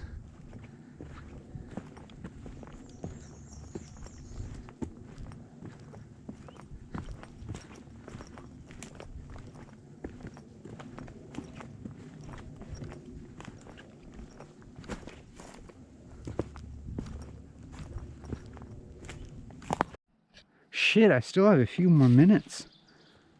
How much longer can this go on? How can I do it? I still have like 5 minutes left, I think. How am I gonna make it another 5 minutes? I can't stand that shit.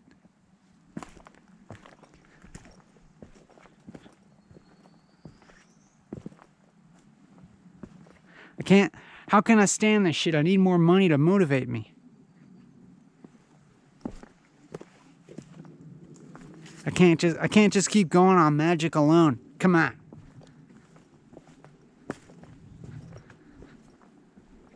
I'm just kidding. I'm being facetious. I'm being facetious. I do, in fact, subsist on magic.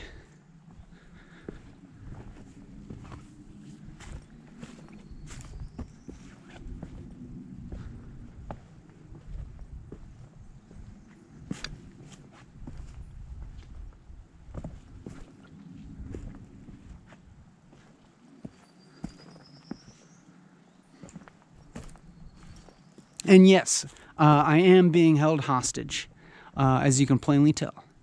Obviously, as somebody, you know, correctly observed in the comments, they could have snipers out here. Yeah, that's true. They got snipers all over. There's snipers all over the place here. They're just waiting for me to fuck up. They're just waiting for me to tell, you know, the truth, and pew, you know, I'll be on the ground. You'll see me dead on the ground. It'll be caught on video. And it'll be on YouTube.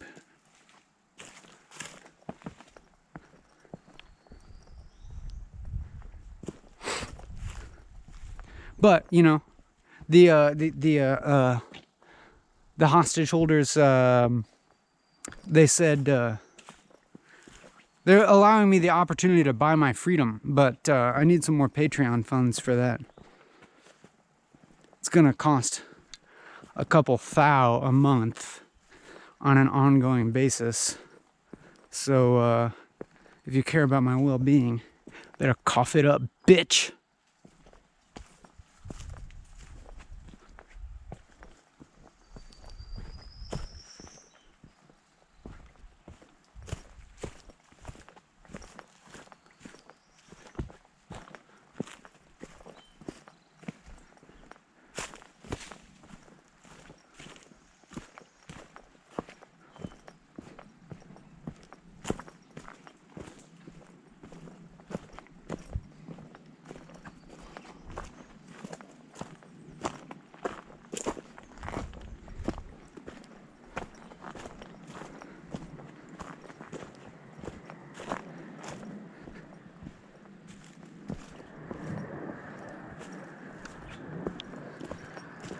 Oh yeah, they got snipers. Don't be fooled, you know.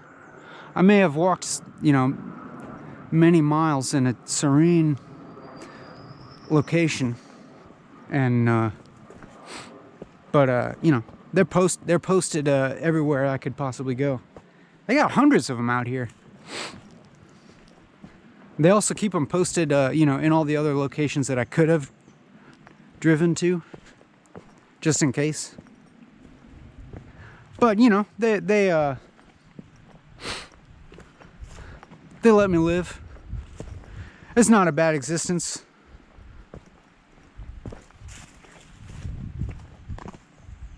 Other than having to continually talk on YouTube and upload these philosophical reflections. It's a fucking pain in my ass, to be honest.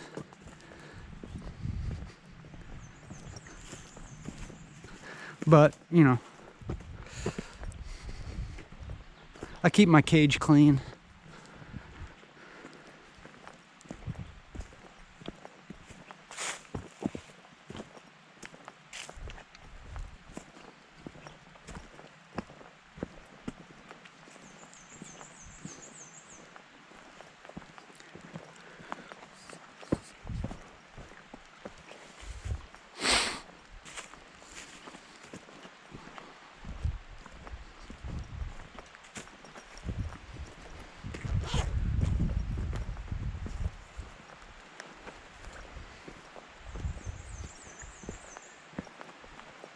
All right, I think we've reached the time allotment, so you're off the hook, Buster. You're relieved. Bye.